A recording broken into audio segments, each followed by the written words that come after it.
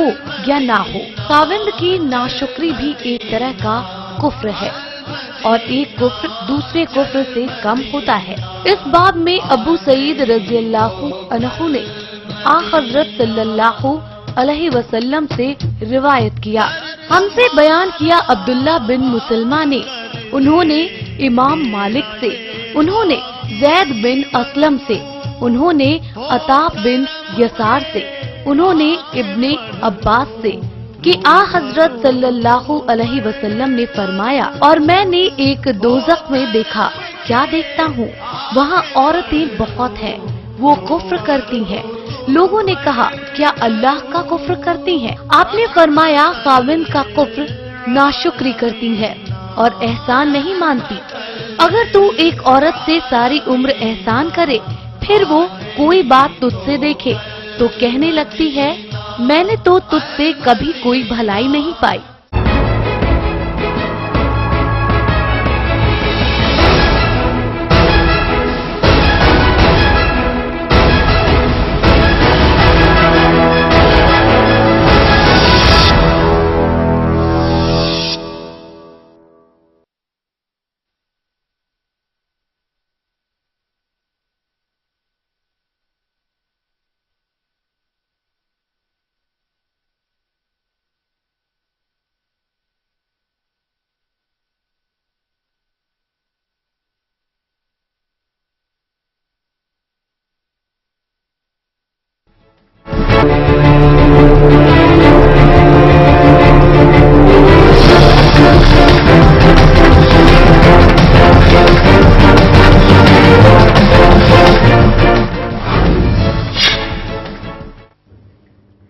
सहारा India परिवार देश की जानी मानी और प्रतिष्ठित कंपनी।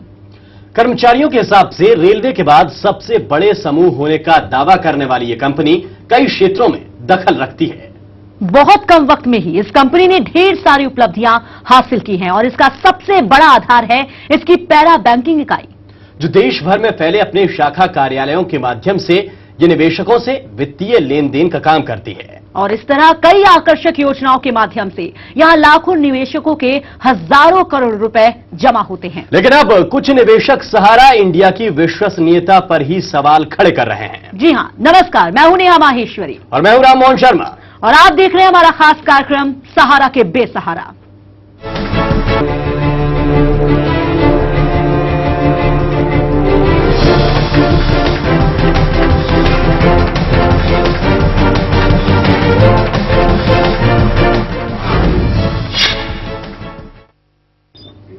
अभी कुछ दिनों पहले देश की सर्वोच्च अदालत यानी कि सुप्रीम कोर्ट ने सहारा इंडिया की दो कंपनियों सहारा इंडिया रियल एस्टेट कॉरपोरेशन और सहारा हाउसिंग इन्वेस्टमेंट कॉरपोरेशन को नोटिस जारी करते हुए 3 महीने के भीतर निवेशकों के 17,400 करोड़ रुपए 15% ब्याज के साथ लौटाने के आदेश दिए हैं। आइए देखते हैं पूरा मामला है क्या। सुप्रीम कोर्ट के फैसले से सहारा ग्रुप को तगड़ा झटका लगा है।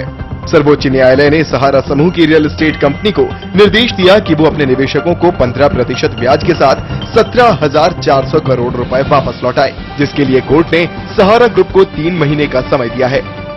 17,400 करोड़ रुपए पर 15% ब्याज लगाकर सहारा को कुल 24,000 करोड़ रुपए की राशि चुकानी होगी। निवेशकों ने सहारा पर नुकसान को लेकर कई आरोप लगाए थे, जिस पर सुप्रीम कोर्ट ने सहारा को ब्याज सहित मोटी रकम वापस करने का आदेश दिया है और अगर 3 महीने के अंदर सहारा ने 24,000 करोड़ की राशि निवेशकों को नहीं लौटाई तो उसकी संपत्ति कुर्क कर दी जाएगी। सुप्रीम कोर्ट के आदेशानुसार सहारा को पूरे पैसे किसी राष्ट्रीय बैंक में जमा कराने होंगे और इसके साथ ही कंपनी को 10 दिन में निवेशकों की सूची सेबी को देनी होगी और पैसा निवेशकों को वापस मिला है या नहीं, इस पर सुप्रीम कोर्ट के रिटायर्ड जज BN अग्रवाल नजर रखेंगे। कोर्ट ने सेबी को सहारा इंडिया रियल एस्टेट और सहारा हाउसिंग इन्वेस्टमेंट कॉरपोरेशन की जांच करने के भी आदेश दिए हैं। सहारा ग्रुप की दोनों कंपनियों ने 2008-2009 में निवेशकों से पैसे जुटाए थे। कुल मिलाकर सुप्रीम कोर्ट से सहारा को तगड़ा झटका लगा है, जिसके लिए सहारा को एक मोटी रकम ब्याज सहित वापस करनी होगी। Bureau report, channel 1 news.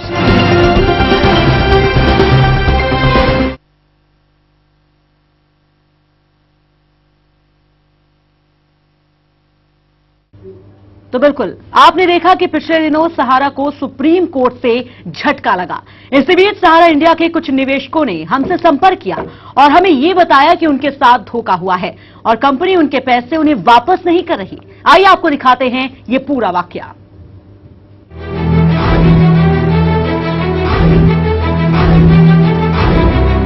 सहारा इंडिया परिवार देश की एक जानी मानी कंपनी है। कई क्षेत्रों में दखल रखने वाली ये अपनी पैरा बैंकिंग इकाई के जरिए बड़े पैमाने पर फाइनेंस का भी काम काज करती है। देश भर में फैले अपने सैकड़ों कार्यालयों में इसके पास लाखों निवेशकों का हजारों करोड़ रुपए जमा है। ऐसे में जब इलाहाबाद के कुछ निवेशकों ने चैनल 1 न्यूज से कंपनी में बड़े पैमाने पर हो रही धांधली की शिकायत की, तो हमने सबसे पहले इसकी पूरी पड़ताल करने का फैसला किया। लेकिन खोजबीन के दौरान जो सच सामने आया वो बेहद चौंकाने वाला था। हमारे साथ इस समय मुकेश कुमार गोयल जी मौजूद हैं, जो पेशे से इनकम टैक्स वकील हैं। इन्होंने हमें अवगत कराया है कि इनके और इनके बहुत सारे साथियों के साथ देश के एक बहुत बड़े बिजनेस हाउस सहारा इंडिया परिवार द्वारा धोखाधड़ी की गई। बहुत सारी स्कीम में लोगों ने इन्वेस्ट किया, मगर अवधि पूरे जाने के बाद इनको भुगतान के नाम पर यह कहा जा रहा है कि इनका पैसा वहां नहीं जमा। आइए जानते हैं क्या पूरा मामला और क्यों इनका भुगतान नहीं हो रहा। मुकेश जी बताइए। मैं मुकेश कुमार गोयल, एडवोकेट, और मैं 1992 से सहारा परिवार के साथ मिला हुआ हूं और उनके अभिकर्ता मोहम्मद आजम मेरे पास आते हैं और समय समय पे वो मुझसे डिपॉजिट ले जाते थे और जब वो मैच्योर होता था तो वो लाके दे देते थे। इसी तरह ये कार्यक्रम चलता रहा और आखिरी में उन्होंने मेरा एक रेकरिंग डिपॉजिट 1000 प्रति माह का 1999 में खोला था और कहा था 5 साल बाद आपको इसका पैसा मिलेगा।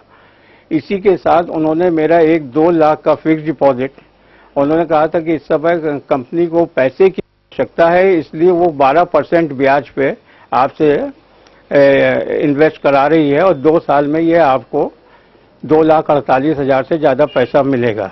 ये जब मैच्योरिटी पे मैं उनके गया तो उन्होंने ये कहा कि साहब ये जो आप दस्तावेज प्रस्तुत कर रहे हैं ये फर्जी है।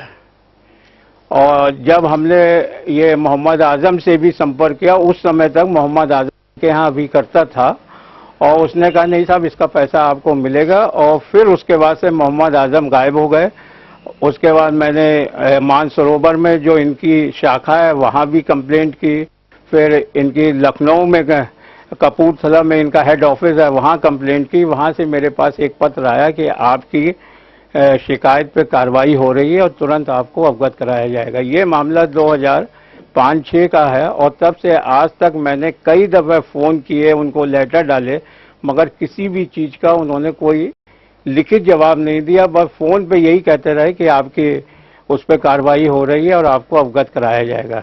बीच में एक दफ़ा उनके अनिल सिंह, उनके यहाँ के ऑफिसर आए थे, वो हमारे ओरिजिनल पेपर्स को वेरीफाई करके गए और उनका बहुत जल्दी आपका पैसा मिल जाएगा, मगर तब से आज तक कोई भी पैसा नहीं मिला, ना ही सहारा इंडिया की तरफ से कोई जवाब आया। अंततोगत्वा मैंने 5 अप्रैल 2012 को कंज्यूमर फोरम में ये मुकदमा फाइल किया है। निवेशकों की शिकायत पर जब हमने जांच शुरू की तो लाखों रुपए की धांधली का मामला सामने आया। इन सारे निवेशकों के खाते साल 1999 से 2004 के बीच खोले गए। निवेशकों के पैसे सहारा इंडिया फाइनेंशियल कॉर्पोरेशन लिमिटेड के अलावा सहारा इंडिया कॉमर्शियल लिमिटेड और सहारा इंडिया हाउसिंग लिमिटेड के नाम पर खोले गए। ये सारे खाते कंपनी के फील्ड ऑफिसर मोहम्मद आजम ने खुलवाए। लेकिन खाता धारकों का आरोप है कि जब भुगतान का समय आया तो कंपनी ने इन सारे खातों को फर्जी करार देते हुए इनके भुगतान से ही इनकार कर दिया। निवेशकों ने इसकी शिकायत सहारा इंडिया की शाखा प्रबंधक से लेकर कंपनी के कॉर्पोरेट कार्यालय तक की। बावजूद इसके कंपनी की तरफ से कोई सुनवाई नहीं की गई। अपनी बेटी के नाम फलक नाज के नाम से 5 साल पहले सहारा इंडिया में जो एफडी कराई थी, लेकिन पैसे की हमें जरूरत पड़ी तो गए तो वहाँ पे पैसा बोले कि आपके नाम से यहाँ पे कोई भी अकाउंट पैसा नहीं है। था पासबुक था, उसको भी जमा किया था। फिर उसके बाद वहाँ पे चेक किया और बोले कि यहाँ पे इस अकाउंट में कोई पैसा नहीं है। देश के जाने माने इस व्यवसायिक घराने का आम आदमी की गाढ़ी कमाई के साथ किया गया धोखा कंपनी की प्रतिष्ठा और विश्वसनीयता पर बड़े सवालिया निशान खड़े करता है।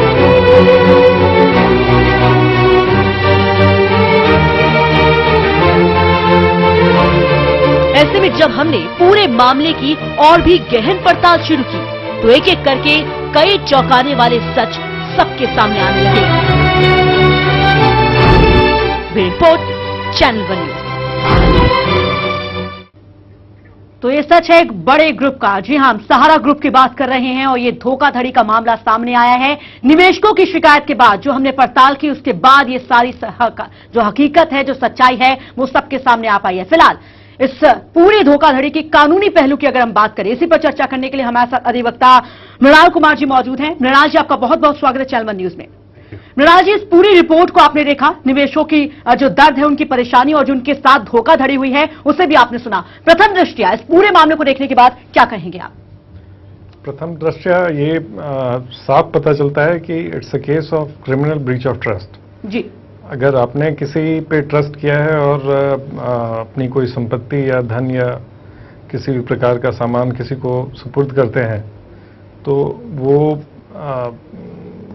वो लायबल है to repay you with whatever condition was let down in agreement, और उसके तहत इनको विथ इंटरेस्ट वापस करना था। अगर इन्होंने नहीं किया है तो इनके पास ऑप्शन है क्रिमिनल लॉ में भी कि ये क्रिमिनल ब्रीच ऑफ ट्रस्ट के तहत जो है FIR लॉन्च करा सकते हैं। जी बिल्कुल। लेकिन मृणाल जी, सवाल ये है कि जब निवेश कराने का वक्त था, जब लोगों के पैसे जमा कराए जा रहे थे तो कई सब्ज बाग दिखाए गए, बड़े बड़े सपने दिखाए गए, लेकिन वही गाढ़ी कमाई जब कई सालों बाद लोगों ने अपनी मुसीबत के वक्त में लेनी चाहिए तो इस तरह की धोखाधड़ी, इस तरह का धोखा उनके साथ हुआ। यहां पर सवाल ये उठता है कि अगर इस तरह की धोखाधड़ी हुई तो आपको नहीं लगता है कि कहीं ना कहीं कंपनी की साख पर बट्टा लग सकता है, बावजूद इसके इस तरह का व्यवहार किया जा रहा है निवेशकों के साथ? बिल्कुल।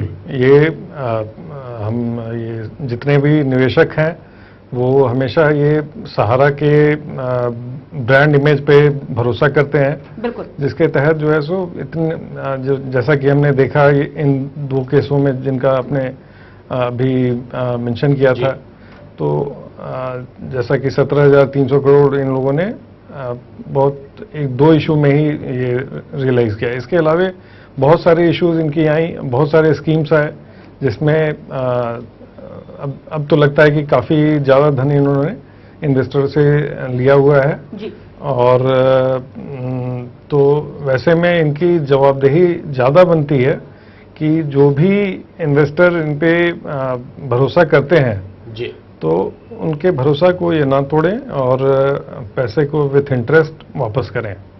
बिल्कुल। और जैसे कि अभी सुप्रीम कोर्ट का ऑर्डर दूसरे केस को लेकर आया है, वहां पर 17,400 करोड़ रुपए 15% ब्याज के साथ लौटाने हैं सहारा इंडिया को, यह फैसला आया है। क्या आपको लगता है उस मामले में कहा यह गया सहारा की तरफ से कि निवेशकों ने शिकायत नहीं की बल्कि ये मामला सेबी के द्वारा ट्रांसफर किया गया है और इसके बाद सुप्रीम कोर्ट में सुनवाई हुई और उन्होंने फैसला दिया कि अगर 3 महीने के भीतर आपने कोई कदम नहीं उठाया तो संपत्ति भी कुर्क की जा सकती है। सवाल इस बात का है कि यहां पर निवेशक शिकायत कर रहे हैं और शिकायत उन्होंने साफ तौर पर कही है कि हमने पहले यहां पर पैसा जमा कराया, लेकिन जब हमारी जरूरत है जिसके लिए हमने पैसा जमा कराया था तो वो पैसा हमें वक्त पर वापस नहीं मिला। मृणाल जी, हम आपसे समझना चाहेंगे, निवेशक अब इस जो प्रोसेस है, क्या इसके बीच में एजेंट का भी कोई बड़ा हाथ हो सकता है या फिर सीधा कंपनी के ऊपर कोई केस दायर कर सकते हैं निवेशक? देखिए, प्रथम दृष्टया तो एजेंट ही जिम्मेवार है वो किस तरह से वो प्रेजेंट कर रहा है कंपनी के स्कीम को। कई बार ऐसा देखने में आता है कि आप जैसे बैंक लोन लेने जाएं प्राइवेट बैंक से और जो डॉक्यूमेंट साइन कराए जाते हैं उसमें इंश्योरेंस के पेपर्स भी साइन करा दिए जाते हैं। बिल्कुल। तो वैसे में ये एजेंट की जिम्मेवारी भी बनती है और साथ में अगर डॉक्यूमेंट सही है तो कंपनी की भी जिम्मेवारी बनती है और कंपनी अगर इस पे क्रिमिनल कोर्ट में अगर मामला दर्ज किया जाए तो कंपनी और एजेंट दोनों बराबर रूप से जिम्मेदार होंगे। बिल्कुल जाहिर सी बात है, एजेंट पर विश्वास करके यहां पर लोगों ने अपने पैसे निवेश किए, लेकिन सबसे बड़ा जो घात, विश्वासघात उनके साथ हुआ, वो यहां पर उनका कहना है कि जिस कंपनी पर, जिस ग्रुप पर हमने विश्वास किया, सहारा ग्रुप पर विश्वास किया, उसी ग्रुप के बाद जब हम अपने पैसे लेने पास पहुंचे तो हमें पैसे देने में आनाकानी की गई और सीधे तौर पर कहा गया कि आपका तो कोई अकाउंट ही नहीं है। इस पूरे मामले की तफ्तीश की हमारे संवाददाता राकेश सक्सेना ने। सीधे उनका रुख करते हैं क्योंकि उनके साथ बहुत सारे निवेशक भी मौजूद हैं। वही निवेशक जो चैनल वन न्यूज के पास आए, जिन्होंने अपनी आप बीती बताई, जो धोखाधड़ी उनके साथ हुई, जो लिखित शिकायत उन्होंने दी, उसी के आधार पर हम ये तफ्तीश कर रहे हैं और ये प्रोग्राम भी दिखा रहे हैं। सीधे राकेश, आपसे जानना चाहेंगे, जो तमाम पहलुओं को आपने देखा, आपने समझा, क्या सारी चीजें निकलकर सामने और किस आधार पर यह फर्जीवाड़ा हुआ है और किस स्तर, अगर इसके स्तर की बात करें तो कितना बड़ा यह फर्जीवाड़ा है? लेकिन यहाँ बिल्कुल जिस तरीके से ये पड़ताल की गई और हम लोगों ने दस्तावेज देखे हैं जो शिकायत करता है, उससे लगता है कि काफी बड़ा ये घोटाला हो सकता है। जिस तरीके से हाउसिंग में एक 24,000 करोड़ का निवेशक, जिसे सुप्रीम कोर्ट ने कहा है, आदेश दिया है कि आप पैसा वापस करें, वैसे ही लगता है पैरा बैंकिंग में भी जो है बहुत बड़ा एक घोटाला निकल के आ सकता है, या पैरा बैंकिंग में भी जो है बहुत बड़ा मामला इस तरीके निकल के आ सकता है, जिसमें कि निवेशकों के करोड़ों करोड़ रुपए जो है लटका दिए गए हैं और उनको पैसे नहीं दिए जा रहे हैं। जहां तक इन निवेशकों की बात है जिनसे इलाहाबाद में हमने संपर्क किया था, इनके दस्तावेज जो हैं वो असली हैं, ये खुद स्वीकारते हैं वहां के ऑफिसर, मगर उसके बावजूद जो है पैसा देने में आनाकानी कर रहे हैं। और उनको कई लोग को तो ये तक कहा गया कि आपके जो दस्तावेज हैं वो असली हैं, मगर जो है ये चोरी किए जा चुके थे, लिहाजा इस पे आपको भुगतान नहीं हो सकता है, और ये कहकर उनको वापस कर दिया गया। लेकिन यहां पे सवाल ये उठता है कि अगर ये दस्तावेज चोरी हो गए थे तो क्या 2003 में जब मिस्टर आजम जो थे उन्होंने ये दस्तावेज इनको सौंपे थे, सर्टिफिकेट सौंपे थे, पासबुक सौंपी थी, तो उस समय चोरी किए गए दस्तावेज कैसे मोहम्मद आजम के हाथ लगी, कैसे उन चोरी किए दस्तावेजों को उन्होंने जो है इन निवेशकों तक पहुंचाया, और आज 2006 में यह कहा जा रहा है कि चोरी किए हुए लिहाजा भुगतान नहीं हो सकता है। क्या इस मामले में कोई एफआईआर दर्ज कराई गई? क्या इस मामले में कोई पब्लिक इंटरेस्ट के नाते इन सीरियल नंबर को जो है प्रकाशित किया गया कि हमारे सर्टिफिकेट की बात करें, पासबुक की बात करें, एफडीज की बात करें, वो वहां पर जो है इन तरीके के कोई सीरियल अगर आते हैं तो वो फर्जी माने जाएंगे? मगर ऐसी कोई बात यहां पर नजर नहीं है। सबसे बड़ी बात यह है कि इस पूरे मामले में जो सहारा का जो रवैया है वो थोड़ा निराशाजनक है। उनकी तरफ से कोई भी इस तरीके का सहयोग नहीं मिल रहा है। हम लोगों ने खुद उनसे जो है 16 अगस्त को बात करने की कोशिश की, 27 अगस्त को उनको ईमेल भेजा गया, 31 अगस्त को ईमेल भेजा गया, 1 सितंबर को ईमेल भेजा गया कि आप इस बारे में जो शिकायत करता है, उन्होंने जो शिकायत करी है उसके बारे में आप अपना रवैया स्पष्ट करें या अपनी बात को स्पष्ट करें, मगर उनका अभी तक कोई स्पष्टीकरण या कोई वर्जन नहीं आया। अभी भी हम लोग चाहते हैं, उनसे अनुरोध करते हैं कि अगर वो प्रोग्राम देख रहे हैं तो इन शिकायतकर्ताओं को जो भी शिकायत है उसको जो है मद्देनजर रखते हुए अपनी बात रखें, और जो सहयोग कर सकते हैं, जो कार्रवाई कर सकते हैं उन अधिकारियों के खिलाफ जिन्होंने जो है इनका पैसा मारा है या कोई एजेंट द्वारा ये सब किया गया है, तो उस पर सख्त कार्रवाई करते हुए इस पे कोई काम करें। अभी भी उनका स्वागत है। बिल्कुल जाहिर सी बात है राकेश, जिस तरीके से ये निवेशक चैनल वन न्यूज के पास आए, उन्होंने अपनी ये तमाम ये जो धोखाधड़ी हुई है, ये जो फर्जीवाड़ा हुआ है, ये बात उन्होंने चैनल वन के सामने रखी।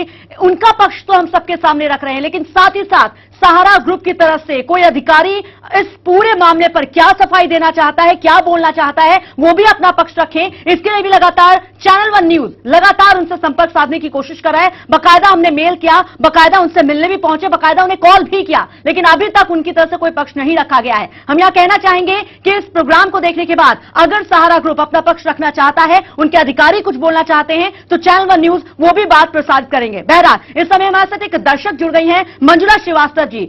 मंजुला जी, क्या कुछ हुआ है आपके साथ? क्या आपने भी सहारा ग्रुप में निवेश किया है? मंजुला जी, क्या आप हमें सुन पा रही हैं? तो लगता है संपर्क टूट गया। लेकिन राम, जिस तरीके से जो लगातार बातें चल रही हैं, रिपोर्ट भी हमने दिखाई और हमारे संवाददाता भी बता रहे कि एक बड़ा फर्जीवाड़ा हुआ है। ये निवेशक खुद कह रहे हैं कि बकायदा हर महीने वो निवेश करते थे, वो पैसा वो जमा करते थे, इतनी महंगाई में एक एक पाई उन्होंने जोड़कर जमा की, लेकिन जब मुसीबत के वक्त में वो लेने पहुंचे, वापस पैसा चाहा तो वो पैसा नहीं मिला। एक बड़ा धोखा उनके सामने। बिल्कुल बड़ा धोखा। और ये धोखा कैसे हुआ, ये जानने की कोशिश करते हैं। राकेश हमारे साथ लगातार बने हुए हैं। राकेश, हम आपके पास आ रहे हैं, जरा वो दर्द बताइए जो निवेशकों का है, क्या उन्हें लगता है अब क्या किया जाना चाहिए और उनके साथ ये धोखा कैसे हुआ?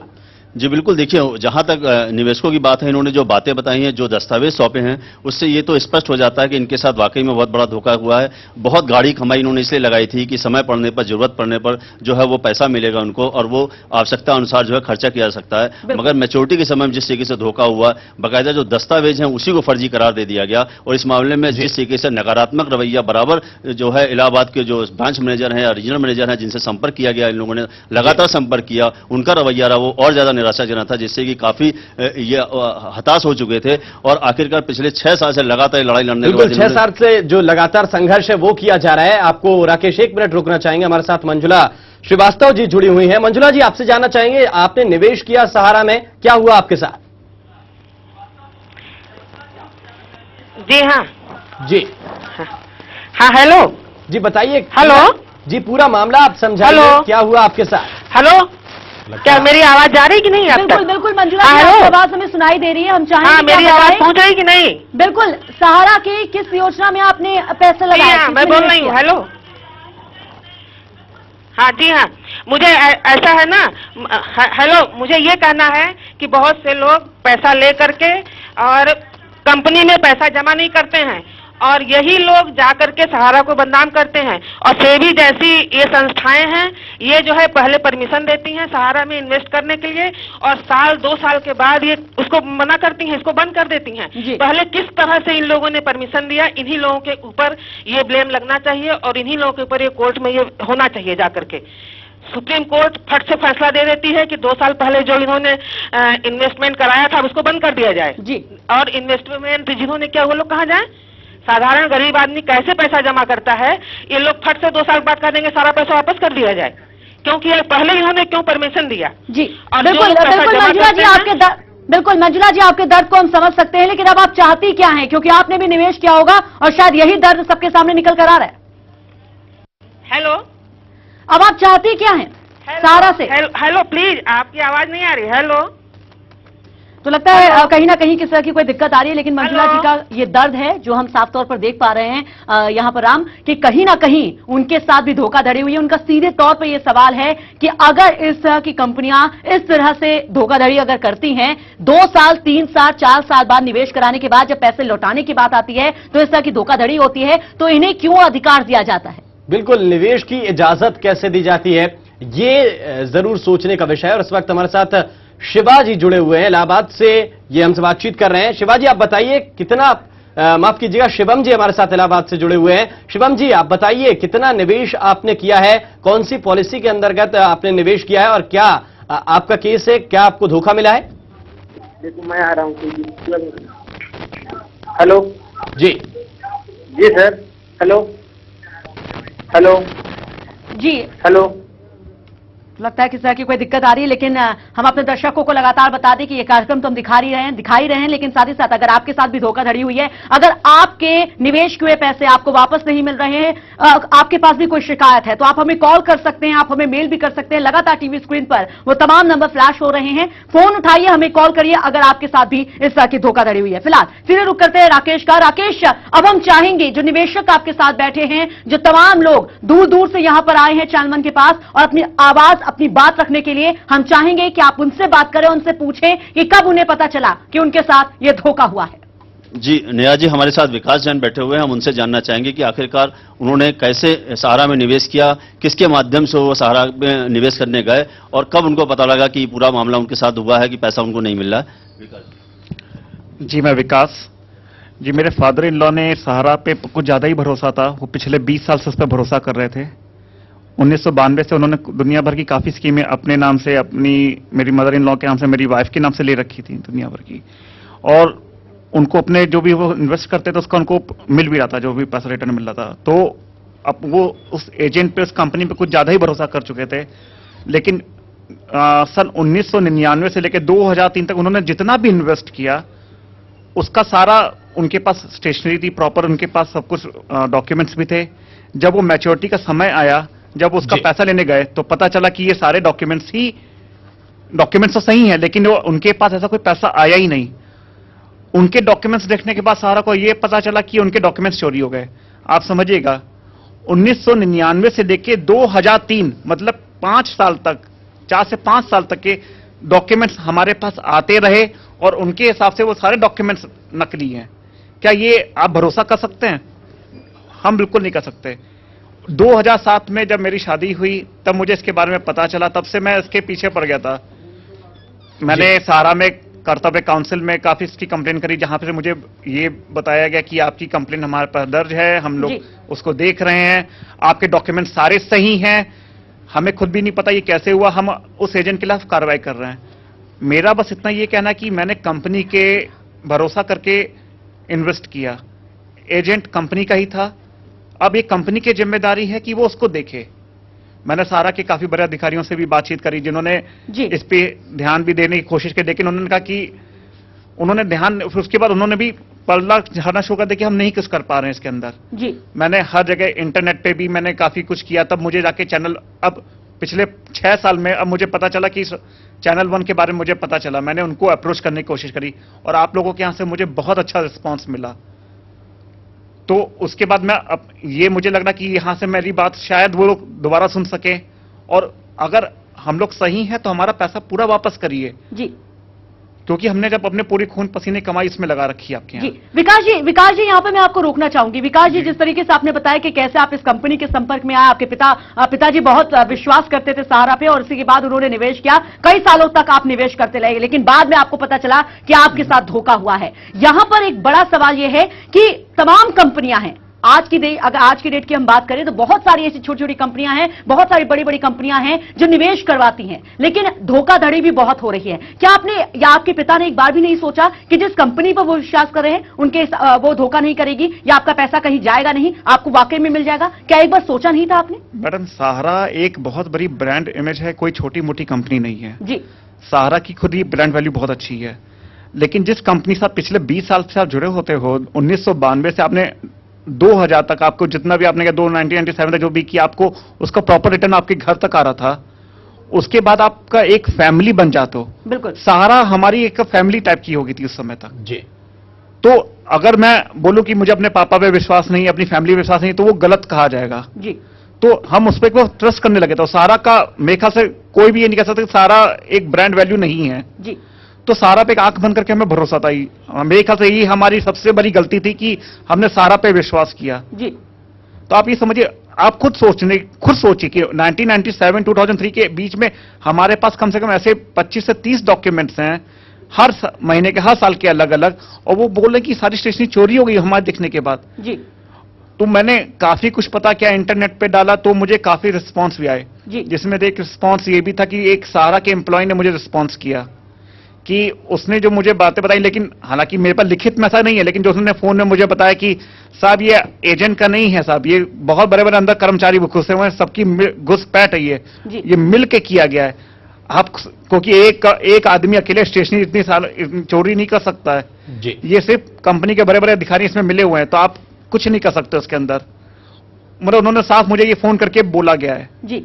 मैंने कहा भाई मेरी कोशिश है कोशिश करने की, तो हम लोग कोशिश कर ही रहे हैं। बिल्कुल बिल्कुल विकास जी, हम आपकी भावनाओं को समझ सकते हैं। जिस तरीके से आपने कहा कि आप सहारा को एक परिवार की तरह देखने लगे थे, कई सालों तक आप उससे जुड़े, और इसी वजह से है कि आपने अंधविश्वास किया, यानी कि आंखें बंद करके विश्वास किया, लेकिन बाद में यहां एक बड़ा विश्वासघात हुआ है जिसने पूरी तरह से आपको हिलाकर रख दिया। अब इतना वक्त बीत जाने के बाद इतनी लंबी लड़ाई आप लड़ रहे हैं और आपके मुद्दे को चैनल 1 न्यूज उठा रहा है। यहां पर आप चाहते क्या हैं, क्या मांग है आपकी?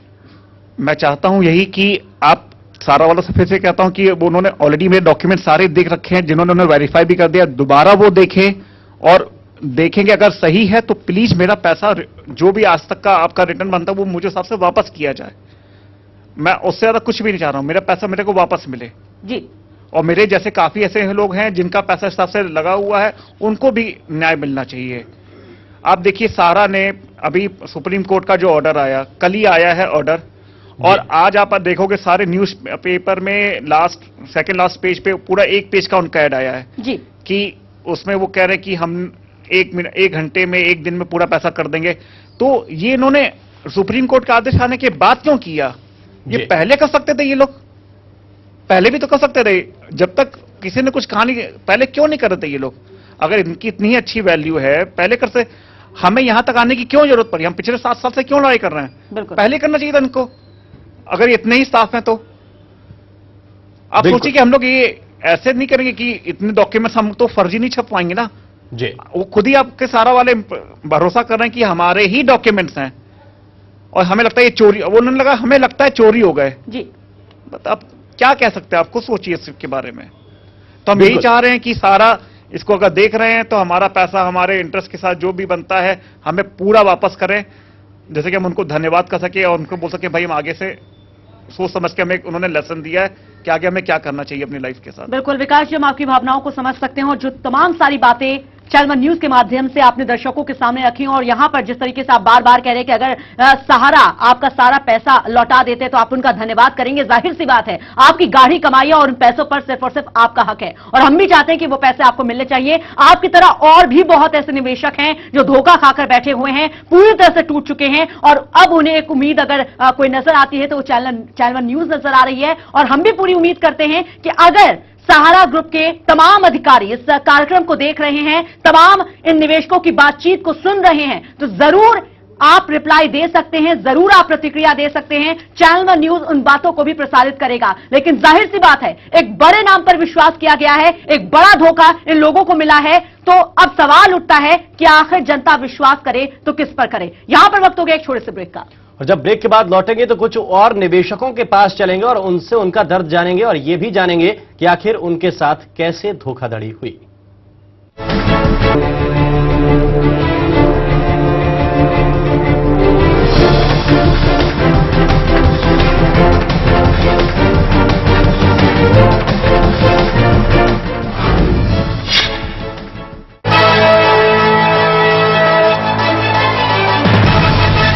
जल्द आ रहा है आपके सरोकारों का नया न्यूज चैनल रिपोर्टर 24/7, खबर परत दर परत। तालीम, रोजगार, तरबियत, तहजीब, सियासत और सकाफत, हम दिखाते हैं सारे मनाजिर। हमारी खास पेशकश मंजरनामा, रोजाना शाम 6 बजे सिर्फ चैनल वन न्यूज पर। जुर्म दबे पांव आता है, कभी छोड़ता है निशान, कभी बेनिशान जाता है। काली सियाह रातों में जब रंजिश भारी होती है, जुर्म उठा लेता है सिर और तफ्तीश हमारी होती है।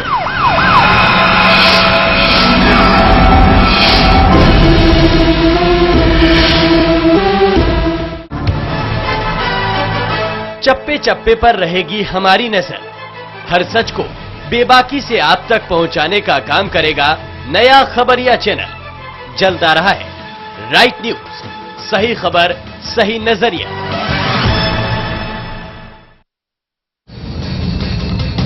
खबरें चाहे देश की हो या फिर विदेश की, खबरें चाहे खेल की हो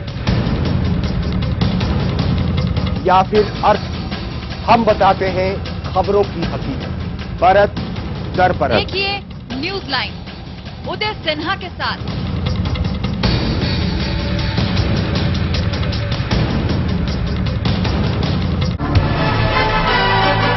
चप्पे चप्पे पर रहेगी हमारी नजर, हर सच को बेबाकी से आप तक पहुंचाने का काम करेगा नया खबरिया चैनल। जल्द आ रहा है राइट न्यूज, सही खबर सही नजरिया।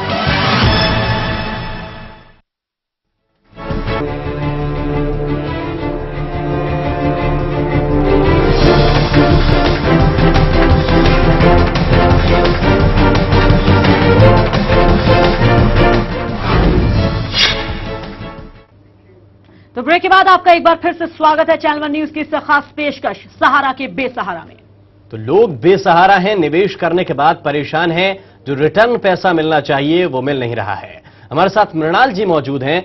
मृणाल जी, आपसे हम समझना चाहेंगे, सहारा इंडिया सेबी के अंतर्गत आती है, सवाल सेबी ने खड़े किए, तब जाकर सुप्रीम कोर्ट ने फैसला सुनाया और 24,000 करोड़ रुपए देने का एक फरमान जारी किया। सवाल ये उठता है, क्या आपको नजर आता है कि सेबी के जो नियम हैं, जो मानक हैं, क्या उन्हें उन पैमानों पर सहारा खरी उतरती है, उन्हें मानती है क्या सहारा? देखिए, इस केस में ऐसा है कि बहुत सारे मिसकंसेप्शंस हैं जिनको कि मैं क्लैरिफाई करना चाहूँगा कि ये दो कंपनियों का जो आपने नाम लिया, सहारा रियल एस्टेट और हाउसिंग के, सहारा हाउसिंग, ये इन दोनों ने डिफरेंट स्कीम के तहत पैसा जो पब्लिक से जो इन्वेस्ट करा है सहारा में, वो सेबी एक्ट के प्रोविजंस के मुताबिक नहीं थे जी।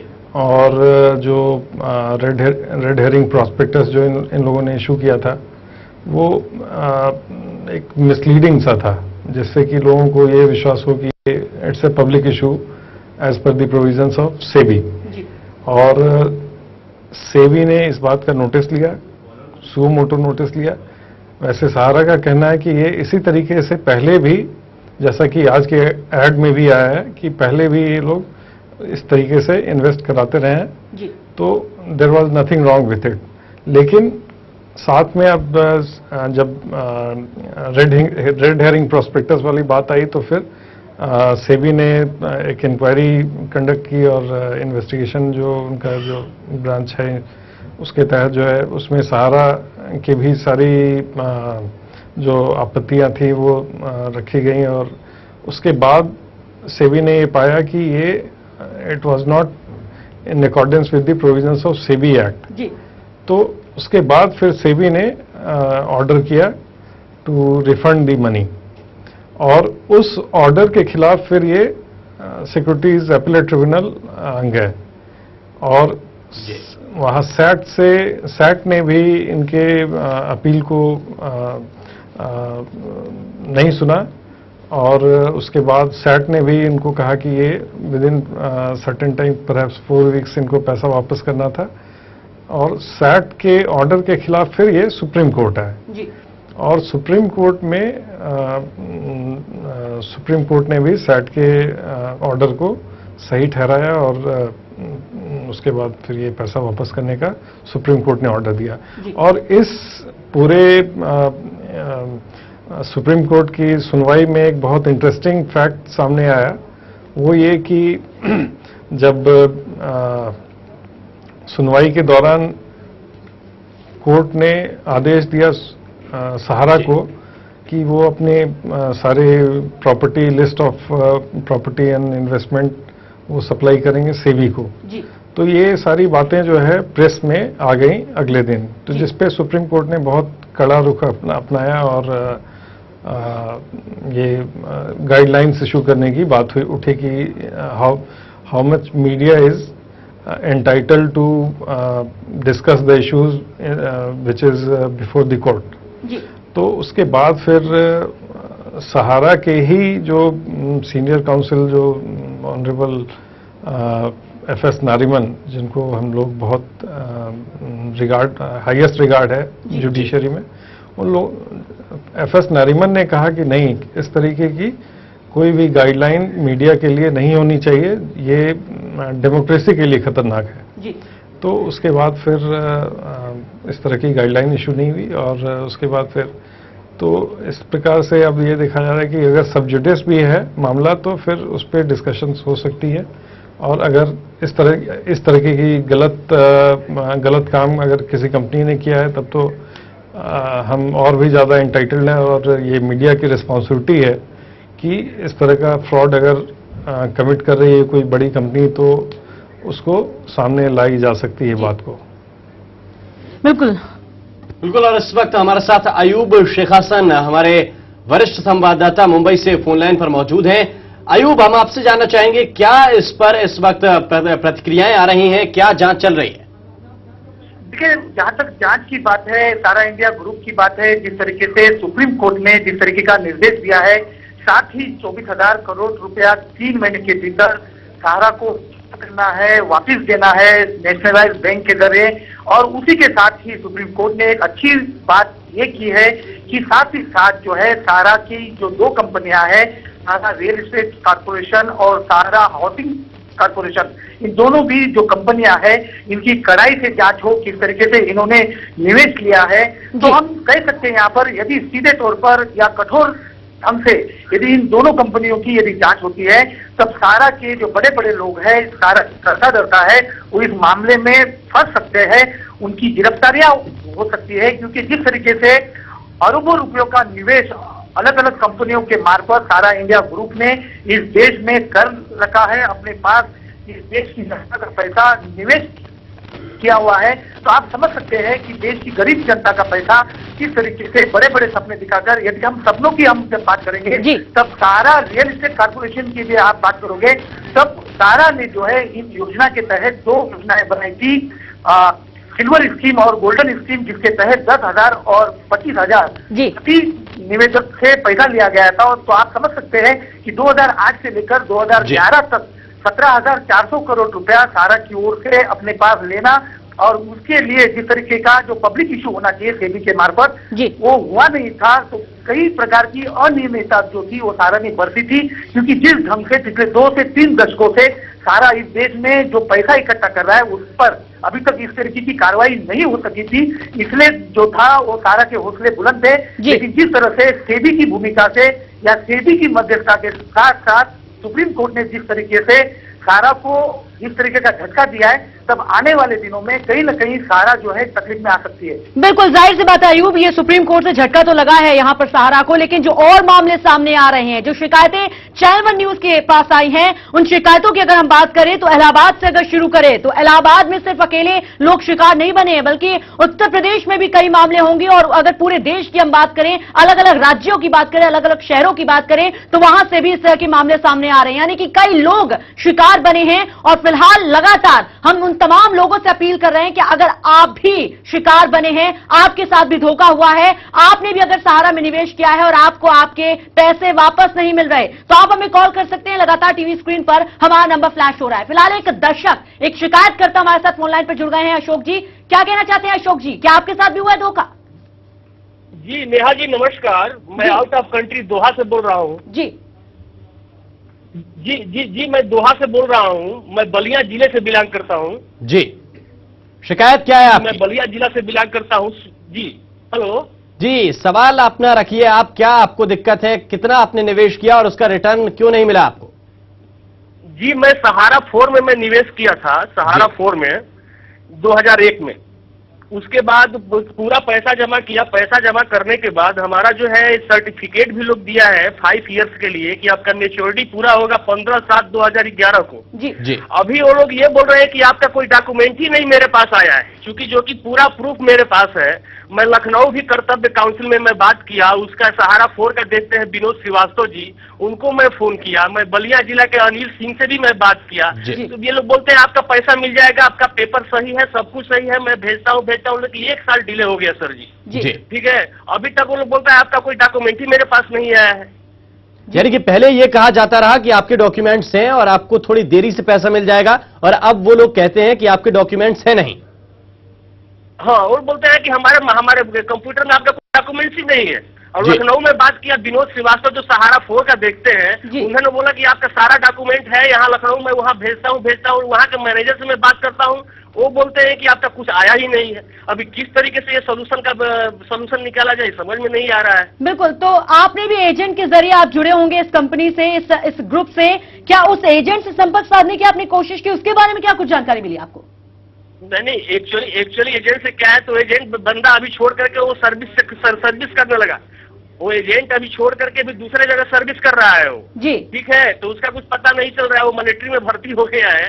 सबसे बड़ी बात ये है। तो अभी इस तरीके से चूंकि पेपर है, हम लोगों के पास सब कुछ है, पैसा हम लोग जमा किए हैं, और ये बहुत प्रॉब्लम क्रिएट कर रहे हैं। लोग बोलते हैं बिल्कुल अशोक जी, हम आपके दर्द को, आपकी परेशानी को समझ सकते हैं। बहरहाल बहुत बहुत शुक्रिया चैनल वन न्यूज में कॉल करने के लिए, अपनी बात रखने के लिए। तो राम, अंदाजा लगाया जा सकता है अगर कोई इलाहाबाद का एक एजेंट ये धोखाधड़ी कर रहा होता, जिस तरीके से कंपनी का कहना है कि धोखाधड़ी एजेंट की तरफ से की गई है, लेकिन यहां पर अलग अलग शहरों से, अलग अलग जगहों से लोग कर रहे हैं कॉल। बलिया से जिस दर्शक ने हमें कॉल किया उसने बताया कि यहां पर भी मेरे साथ धोखा हुआ है। तो क्या पूरे देश में सहारा के एजेंट्स धोखाधड़ी कर रहे हैं, या ये कहें कि यही कंपनी लोगों के साथ धोखा कर रही है? जवाब देना होगा सहारा को, और लगातार हम उनसे संपर्क भी कर रहे हैं, लेकिन अभी तक किसी भी अधिकारी की तरफ से कोई जवाब नहीं दिया गया है। कुल मिलाकर अब लोगों को चाहिए कि उनका पैसा उन्हें ब्याज सहित वापस किया जाए, क्योंकि वो उनकी गाढ़ी कमाई है, मेहनत की कमाई है, और इस तरह से कोई भी कंपनी, कोई भी ग्रुप उनका पैसा नहीं डकार सकता। बिल्कुल नहीं। और अपने दर्शकों से जो हमें कॉल कर रहे हैं निवेशक, उनसे हम अपील करना चाहेंगे कि वो हमें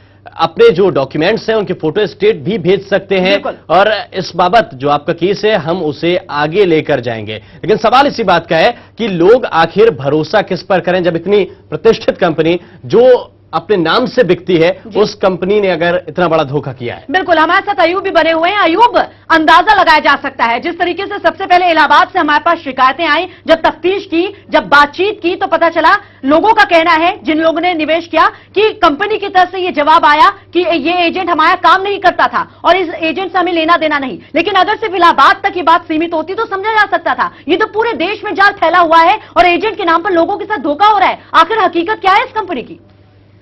जी बिल्कुल, देखिए ये जो एजेंट का जो जाल सारा ने पूरे देश भर में फैलाया हुआ है। आपको याद होगा कि 1.5 दशक पहले महाराष्ट्र में भी इस तरीके का एक मामला सामने आया था। उस दौरान सारा की ओर से दलील दी गई थी कि जो एजेंट रखे गए थे उन्होंने निवेशकों से पैसा लिया था, लेकिन वो पैसा जो था वो कंपनी में जमा नहीं किया गया था। और इस वक्त भी सारा के कई ऐसे ब्रांचेस है जहां पर निवेशकों को यही दलील दी जाती है कि जो एजेंट के जरिए उन्होंने पैसा दिया था वो पैसा उनकी कंपनी तक नहीं पहुंचा है। लेकिन यहाँ पर एक बात बड़ी ये है कि यदि एजेंट भरोसे के नहीं है, यदि सारा को लगता है, तब उन्होंने ऐसे एजेंटों को नियुक्त क्यों किया था? या दूसरा सवाल ये बनता है कि बार बार इस तरीके के जब निवेशक सारा के पास जाते हैं तब इसी तरीके की दलील सामने क्यों आती है? क्या आखिर सारा निवेशकों का पैसा लेना जानती है या देना नहीं जानती है? ये बिल्कुल बिल्कुल एक बड़ा सवाल है कि क्या सिर्फ पैसा निवेश करवाना जानती है, रिटर्न नहीं करती। वीना गोयल जी इस वक्त हमारे साथ फोन लाइन पर मौजूद है। वीना जी, आपसे जानना चाहेंगे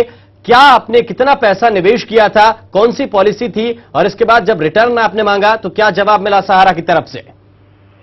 जी हाँ, मैं वीना गोयल बोल रही हूँ। मैंने सन 2003 में अपना पैसा इन्वेस्ट किया था। एक मैंने 10,000 का एफडी लिया था, एक 13,000 का जी। और जब हम मैच्योरिटी पे उनसे पैसा लेने गए तो उन्होंने बिल्कुल मना कर दिया कि हम आपको पैसा नहीं देंगे, क्योंकि ये जो डॉक्यूमेंट्स आप दिखा रही हैं वो तो हमारे ही हैं, लेकिन बाकी हमारे यहाँ जमा ही नहीं हुआ है, हम आपको नहीं देंगे। उन्होंने बिल्कुल मना कर दिया जी। इसी तरह हमने 10-10 हजार का 2 पॉलिसी और थी उनकी, स्वर्ण रजत योजना नाम से, उसमें इन्वेस्ट किया था, उसको भी मना कर दिया उन्होंने। आखिरकार ये सब क्या है? जी बिल्कुल बीना जी, यहाँ पर सवाल ये उठता है कि कई सारी कंपनियां इस तरह के लोक लुभावने वादे करती हैं और पैसे बढ़ाकर ज्यादा आपको पैसे मिलेंगे सब्ज़बाग दिखाती हैं। आपने इस कंपनी पर विश्वास क्यों किया? ऐसा है कि एक विश्वास वाली बात होती है। हम इसमें पहले से भी इन्वेस्ट कर रहे थे पैसा और हमें पैसा मिल जाता था, इसलिए हमारा विश्वास बढ़ता गया, इसीलिए हम इसमें इन्वेस्ट करते गए। बिल्कुल। चलिए वीना जी, आपका बहुत बहुत शुक्रिया चैनल वन न्यूज से बात करने के लिए। तो वही जवाब कुल मिलाकर जो शिकायतकर्ता हमें कॉल कर रहे हैं, जो तमाम लोग हमसे जुड़ रहे हैं, अपनी बात रख रहे हैं, सभी का यही मानना है कि आखिरकार वो क्यों जुड़े इस कंपनी के साथ, क्यों जुड़े इस ग्रुप के साथ? क्योंकि सहारा को वो अपना परिवार समझते थे और इसी परिवार के साथ जुड़ने के बाद उनके साथ हुआ है विश्वासघात। और अब यही तमाम लोग चाहते हैं अपना पैसा वापस, क्योंकि एक एक पाई उनकी मेहनत की कमाई है और वो चाहते हैं कि जो उनके साथ धोखा हुआ है वो पैसा उन्हें सूद समेत वापस किया जाए, ब्याज सहित वापस किया जाए। फिर रुक करते हैं राकेश का। राकेश, और भी बहुत सारे शिकायतकर्ता जो दूर दूर से यहां पर आए हुए हैं, आपके पास बैठे हुए हैं, अपनी बात रखना चाहते हैं। हम चाहेंगे कि आप उनसे बात करें और उनसे जानने की कोशिश करें, क्योंकि विकास ने तो अपनी बात रख ली और बताया कि कैसे वो इस ग्रुप के संपर्क में आए, क्यों विश्वास किया और कितना बड़ा धक्का उन्हें लगा। जो दूसरे निवेशक हैं उनके साथ क्या कुछ हुआ और कितने पैसे उनके डूबे हैं इस योजना में। बिल्कुल नेहा, देखिए हमारे साथ मुकेश गोयल मौजूद हैं इलाहाबाद से, जो पेशे से इनकम टैक्स वकील भी हैं। उनसे बात करते हैं कि वो इनकम टैक्स वकील होने के बावजूद किस तरीके से झांसे में आए और क्यों नहीं वो अपना पैसा निकाल पाए वकील होने के बाद भी, और क्या क्या उनको दिक्कतें आ रही हैं अभी। मैं मुकेश गोयल इलाहाबाद से आया हूं। मैं सहारा परिवार से 1992 से एफडीआर और रैकरिंग डिपॉजिट और इनकी हाउसिंग योजना में पैसा इन्वेस्ट किया है। मैंने 1,000 का एक रैकरिंग डिपॉजिट, मैंने 2 लाख का एफडीआर, वो इनके अभिकर्ता मोहम्मद आजम आए और उन्होंने ये कहा कि साहब कंपनी को पैसे की इस समय ज़रूरत है, इसलिए वो कुछ ज़्यादा ब्याज पे एफडीआर कर रहे हैं 2 साल के।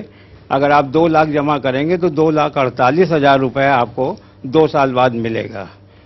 इसी तरह इनके हाउसिंग, उसमें मैंने 10,000 रुपये इन्वेस्ट किए और मैच्योरिटी पे जब भी उनके पास गए तो इलाहाबाद में मानसरोवर सिनेमा के सामने इनका कार्यालय है, वहां पे श्री राघवेंद्र सिंह उस टाइम शाखा प्रबंधक थे। उन्होंने ये कहा कि साहब ये पेपर्स तो आपके सही हैं जी, मगर साहब ये हमारे यहाँ से ऐसा लगता है कि जैसे गायब हो गए हों, क्योंकि हमारे रिकॉर्ड में ये नहीं है। और हमारे आपके कार्यालय, मेरे कार्यालय में इस तरह का कोई पैसा जमा नहीं है, जबकि हमने उनसे ये कहा कि ये देखिए एफडीआर आपका हमारे पास है। उनका नहीं साहब, ये एफडीआर तो बिल्कुल सही है और इसमें हमें ऐसा लगता है कि कुछ गड़बड़ी है, आप हमें कुछ समय दें। जी। उस समय के बाद उन्होंने हमसे ये कहा कि साहब ये इसके लिए आप हमारा हेड ऑफिस लखनऊ में कपूरथला में है, वहां पे आप इनकी कंप्लेंट कीजिए और जितने भी आपके डॉक्यूमेंट्स हैं उनकी छाया प्रति उसके साथ फोटोस्टेट लगा दीजिए। हमने वो वहां पे लगाई। उसके बाद एक महीने भर बाद एक वहां पे सीनियर मैनेजर श्री करुणेश अवस्थी हैं, उनका जवाब आया सहारा की तरफ से कि आपकी शिकायत मिली है और हम इस पे कार्रवाई कर रहे हैं और अति शीघ्र आपको जवाब दिया जाएगा। ये बात 2005 की है। उसके बाद से कोई भी इनका लिखित जवाब हमारे पास नहीं आया। हमने कई दफा फोन पे बात की, हमने लिखित इनको लेटर डाले, बस ये फोन पे ये कहते रहे साहब कार्रवाई हो रही है, बहुत जल्दी हो जाएगी। फिर इन्होंने अपने यहाँ से मिस्टर AK सिंह ऑफिसर को भेजा और उन्होंने हमारे सारे डॉक्यूमेंट्स को वेरीफाई किया और अनिल सिंह जी ने कहा नहीं आपके डॉक्यूमेंट सही हैं, मैं अब ये रिपोर्ट लगा दूंगा और 60 दिन के अंदर आपका पैसा आना चाहिए। जी। मगर उसके बाद भी कोई कार्रवाई उनकी, बस फोन पे बात होती थी कि हो रहा है, आज ये दिक्कत है, अभी ये है, ये हमारी नई स्कीम ये लॉन्च हो रही है जिसकी वजह से वरिष्ठ अधिकारी हमारे व्यस्त हैं। जी। इस तरह कहते हुए टालते गए। जी। और मुकेश जी आपसे जानना चाहेंगे, अगर कंपनी की पॉलिसी के आधार पर और आपने जितना जमा किया है, अगर आपको रिटर्न मिलता है तो कितना पैसा होता लगभग? इस टाइम हमारा जितना पैसा मूलधन जो है वो 2,75,000 रुपए है। जी।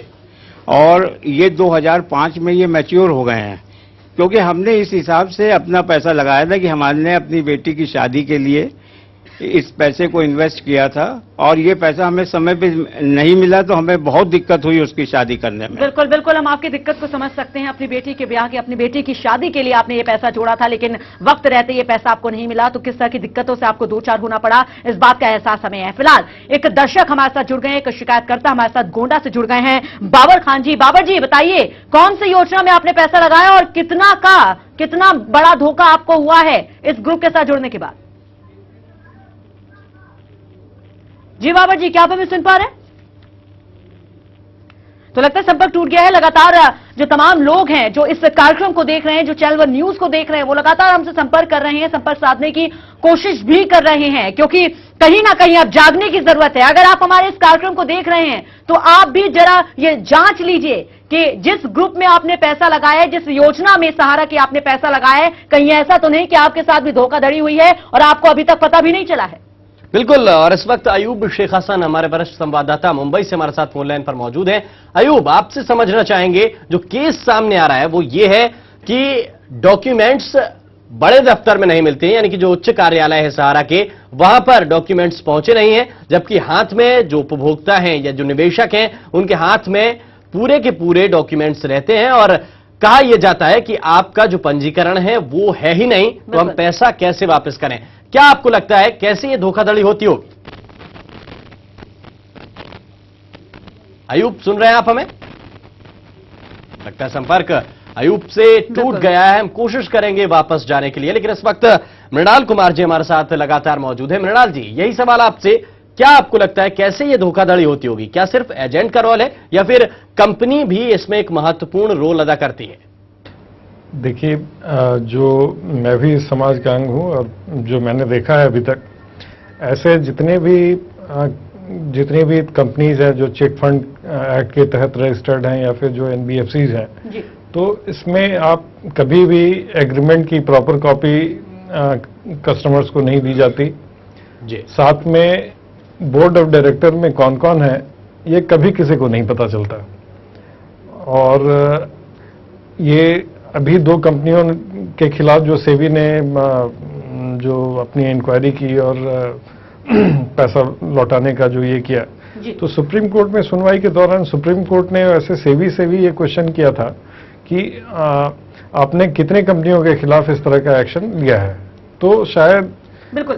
यहाँ पर मृणाल जी मैं आपको माफ कीजिएगा, मैं आपको यहाँ पर रोकना चाहूंगी। कंचन गोयल जी हमारे साथ फोन लाइन पर जुड़ गई हैं।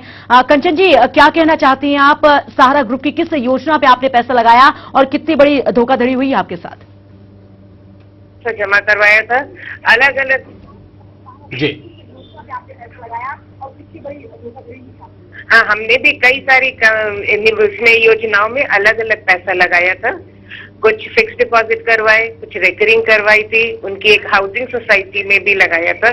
लेकिन जब हम वहां गए तो हमें यही पता चला कि आपके सारे डॉक्यूमेंट्स नकली हैं और आपको पैसा नहीं मिलेगा। बिल्कुल, तो ये धोखा आपके सामने हुआ और तब आपकी आंख खुली कि जहां आप पैसा जमा कर रही हैं वो पैसा तो आखिरकार अब आपको वापस मिलने ही वाला नहीं, क्योंकि आपके साथ तो एक बड़ी धोखाधड़ी हुई है। क्या किसी अधिकारी ने अभी कोई आश्वासन आपको दिया है कि वापस आपका पैसा मिल जाएगा, या आपको कहीं ना कहीं अब ये लगने लगा है कि आपका पैसा नहीं मिल पाएगा आप कभी? हाँ, तो हम ये चाहते हैं कि हमें बस हमारा पैसा मिल जाए। जी बिल्कुल। चलिए कंचन जी, बहुत बहुत शुक्रिया चैनल वन न्यूज से बात करने के लिए। तो लगातार हमें दर्शक कॉल कर रहे हैं। राम, जिस तरीके से हम लगातार अपने दर्शकों से अपील भी कर रहे हैं कि अगर आप भी सहारा ग्रुप में पैसा लगाए हुए हैं, आपने भी निवेश किया है, तमाम योजनाओं में निवेश किया है, और अगर आपके साथ भी धोखाधड़ी हुई है तो आप तुरंत फोन उठाइए, तुरंत हमें कॉल करिए और बताइए कि किस योजना के तहत आपके साथ धोखा हुआ और कितने पैसे आपके डूबे हैं। इस वक्त रेहान अंसारी जी हमारे साथ फोन लाइन पर मौजूद हैं। एक और शिकायत करता है। रेहान जी, बताइए क्या आपको दिक्कत हुई है सहारा में इन्वेस्ट करने के बाद? सहारा में सर हमने 2000 में सन 2000 में हमने इन्वेस्ट किया था 25,000 रुपए, और जिसकी मैच्योरिटी होनी थी 2005 में जी। और जब हमारी मैच्योरिटी डेट हो गई तो हम गए जब सहारा में पता करने, तो उन्होंने कहा कि आपके सारे कागजात फर्जी हैं जी। तो उसके बाद हमने कई जगह कई शिकायतें की, कंप्लेन की, उसके बाद जो है हमको किसी तरह का कोई उस पर रिजल्ट नहीं मिला हमको। तो इसी वजह उन्होंने कहा कि आपको जो पैसा जमा किया वो आपका डूब गया है, उन्होंने बताया ये सहारा वालों ने। तो फिर इसी सिलसिले में हम लोग ने काफी प्रयास किया। हमारे भाई का भी इसमें पैसा लगा हुआ था, उन्होंने भी 2000 में लगाया था, छोटे भाई का, और उनका भी वो जब गए तो उन्होंने उनको भी कहा कि आपके जो सारे कागजात जो हैं सब नकली हैं, फर्जी कागजात हैं आपके। जी बिल्कुल। यहाँ पर क्या आपके अलावा और भी ऐसे लोग हैं आपके इलाके के, आपके शहर के, जिनके साथ ये धोखाधड़ी हुई है? जी जी सर, जी जी जी मैडम, हमारे ये मामू हैं और हमारी खाला हैं, लगती हैं, वो सारे उनके साथ भी यही हुआ है। वो जब गए तो उन्होंने भी जो है उनके साथ उनको भी यही बताया गया कि आपके सारे कागजात नकली हैं। बिल्कुल, बार बार यही बात निकलकर सामने आ रही है कि पहले निवेश कराया जाता है, बकायदा स्टेशनरी दी जाती है इन तमाम लोगों को, इन तमाम निवेशकों को। जब पैसा लेने की बात आती है, जब मैच्योरिटी हो जाती है, पैसा वापस मिलने की बात आती है, तब यहां पर यह बताया जाता है कि जो डॉक्यूमेंट्स आप लेकर घूम रहे हैं वो दरअसल एक रद्दी है। बहुत बहुत शुक्रिया यहां पर हमसे बात करने के लिए, चैनल वन न्यूज से जुड़ने के लिए। सीधे रुख करते हैं राकेश का। राकेश, नया अगर राकेश के पास हम जाएंगे, और लेकिन इससे पहले अपने दर्शकों से कहना चाहते हैं कि चूंकि फोन लाइन हमारी बहुत व्यस्त है और आपके जो फोन आ रहे हैं हम आपसे बहुत सीमित बात कर पा रहे हैं, हम आपके पास वापस लौटेंगे और आपसे विस्तार में आपकी जानकारी लेंगे और आपसे चाहेंगे कि आप अपने डॉक्यूमेंट्स जो है वो तैयार रखें, उनकी फोटो स्टेट तैयार रखें। वो डॉक्यूमेंट्स अगर आप हमारे एड्रेस तक भेज सकें तो भेज दें, वरना हम आपसे दोबारा कांटेक्ट करेंगे। और नया बिल्कुल, ईमेल आईडी भी हम लगातार अपने दर्शकों को दिखा रहे हैं, आप हमें मेल भी कर सकते हैं और मेल के जरिए अपने तमाम डॉक्यूमेंट्स, जो फर्जीवाड़ा आपके साथ हुआ है, जो धोखाधड़ी आपके साथ हुई है और जो विश्वासघात आपको मिला है, आप चैनल वन न्यूज से संपर्क कर सकते हैं, क्योंकि चैनल वन न्यूज निवेशकों की शिकायतों के आधार पर ही यह कार्यक्रम प्रसारित कर रहा है, इस मुद्दे को पुरजोर तरीके से उठा रहा है, क्योंकि हम भी चाहते हैं कि जो लोगों की गाढ़ी कमाई डूबती हुई नजर आ रही है, तिनके का सहारा है यहां पर तमाम दर्शकों को, तमाम शिकायतकर्ताओं को, और वही तिनका हम बने हुए हैं, वही इस मुद्दे को उठा रहे हैं। और हम भी चाहते हैं कि सहारा ग्रुप एक नामी कंपनी है, जानी मानी कंपनी है, विश्वास करते हैं लोग, परिवार के तौर पर मानते हैं उसे। तो सहारा ग्रुप की भी यहां जिम्मेदारी बनती है और जवाबदेही बनती है कि अगर इस तरह की धोखाधड़ी इन लोगों के साथ हुई है, अगर उनके बिहाफ में ये कहें कि उनकी गैर मौजूदगी में या उनके पीठ पीछे अगर कोई अधिकारी इस तरह के फर्जीवाड़ा कर रहा है तो यहां सहारा की जिम्मेदारी है कि वो इन लोगों के पैसे लौटाएं। और लगातार एक के बाद एक जो लोग हमें कॉल कर रहे हैं, शिकायतकर्ता जो है, इससे अंदाजा लगाया जा सकता है कि एक दो नहीं बल्कि बड़ी तादाद में लोगों के साथ धोखा हुआ है। फिर रुक करते हैं राकेश का। राकेश, एक बात तो समझनी होगी, जिस स्टेशनरी की हम बात करें, जिस डॉक्यूमेंट्स की हम बात करें, जो सभी निवेशकों को दी जाती है जब वो निवेश करते हैं, वो एक तरह से सिर्फ और सिर्फ रद्दी है। जो धोखाधड़ी हुई है, धोखाधड़ी के बाद पता चलता है कि ये कोई डॉक्यूमेंट्स नहीं, कोई स्टेशनरी नहीं, बल्कि एक रद्दी है। तो क्या इतनी आसानी से ये तमाम डॉक्यूमेंट्स लोगों में बांटे जा रहे हैं और यहां पर कंपनी को कोई इल्म भी नहीं है कि कैसे गलत इस्तेमाल हो रहा है उनके नाम का, अगर ये धोखाधड़ी है तो? जी नेहा, बिल्कुल देखिए, ये बहुत गंभीर बात है और जिस तरीके से कंपनी सीधे तौर पर दो बातों का सहारा ले रही है। एक तो इन्वेस्टर से ये कह दिया जाता है कि या तो आपका ये डॉक्यूमेंट फर्जी है या कहा जाता है कि आपका पैसा नहीं जमा है। इन दोनों ही केस में देखा जाए तो कहीं ना कहीं ऐसा लगता है कि एक बहुत बड़ा गोलमाल है जो कि एजेंट और जो है कर्मचारी जो है उनके साथ मिलकर के किया जा रहा है। और निश्चित तौर पर इसकी जांच होनी चाहिए, क्योंकि ऐसे लाखों इन्वेस्टर्स होंगे जिनका पैसा जो है लिया गया और बाद में उनको स्टेशनरी का बहाना करके कि स्टेशनरी फर्जी है या आपका पैसा जमा नहीं है या एजेंट जो है कहीं छोड़ के चला गया, उसने पूरा पैसा नहीं जमा किया है। और कुछ केसेस में तो आपको यहां तक बता दूं, ऐसा भी हुआ है कि निवेशकों की जो है मूल प्रति पासबुक की लेकर के और उससे लोन ले लिया जाता है और निवेशक को पता नहीं लगा है। ऐसे भी लोग हमारे साथ मौजूद हैं जिनसे भी आपकी बात कराएंगे। तो कुल मिलाकर देखा जाए तो कई तरीके का जो है फर्जीवाड़ा दिखाई दे रहा है सहारा में, जो एजेंट और कर्मचारियों के बीच में मिलकर के खेला जा रहा है। आइए इस बारे में जानते हैं मुकेश जी से कि अगर ऐसा है तो किस तरीके की कार्रवाई या किस तरीके की जांच होनी चाहिए, चाहे सरकार की बात करें या अन्य एजेंसियों की बात करें। मुकेश जी से पूछते हैं कि वो क्या कहना चाहेंगे इस बारे में।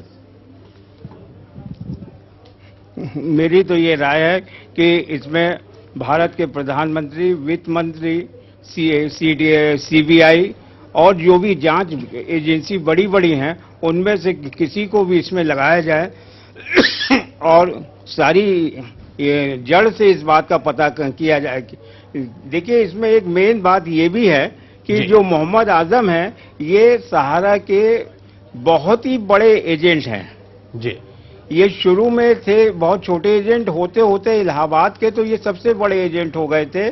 और जो भी सहारा का कार्यक्रम होता तो उसमें ये बढ़ चढ़ के बात करते थे और ये रहते तो जितने बड़े अधिकारी आते थे वो मोहम्मद आजम से बिल्कुल अपने साथ बैठा के उनका कार्यक्रम कराया जाता था। और मेरी तो ये चैनल 1 के माध्यम से ये कहना है कि साहब इसमें कोई बड़ी जांच करवाई जाए और नहीं तो सुप्रीम कोर्ट के किसी जज से इसके बारे में इंक्वायरी हो और उससे सारी जांच हो, क्योंकि ये पैरा बैंकिंग भी जो इनका है वो इसी तरह का 1999 से आप समझिए हमारी रेकरिंग डिपॉजिट है। हर महीने उन्होंने वो हमसे 1-1 हज़ार रुपए ले गए, पासबुक में आके चढ़ा जाते थे और चांस की बात बाद में 2-3 एंट्री उनकी नहीं थी तो एक दिन वो आए, उन्होंने कहा कि साहब गोयल साहब पासबुक दे दीजिए, क्योंकि ये 10-12 अंकों की एंट्री होती है तो ये 4-5 एंट्री एक साथ करानी है। तो हमने उनको पासबुक दे दी और उसके बाद से वो पासबुक भी गायब है। उन्होंने फिर हमें ईमेल से एक लेटर जरूर भेजा कि आपकी पासबुक गायब हो गई है, हम आपको डुप्लीकेट पासबुक इशू करेंगे। अब वो सहारा का ही उन्होंने उसमें वो लेटर पैड का इस्तेमाल किया था।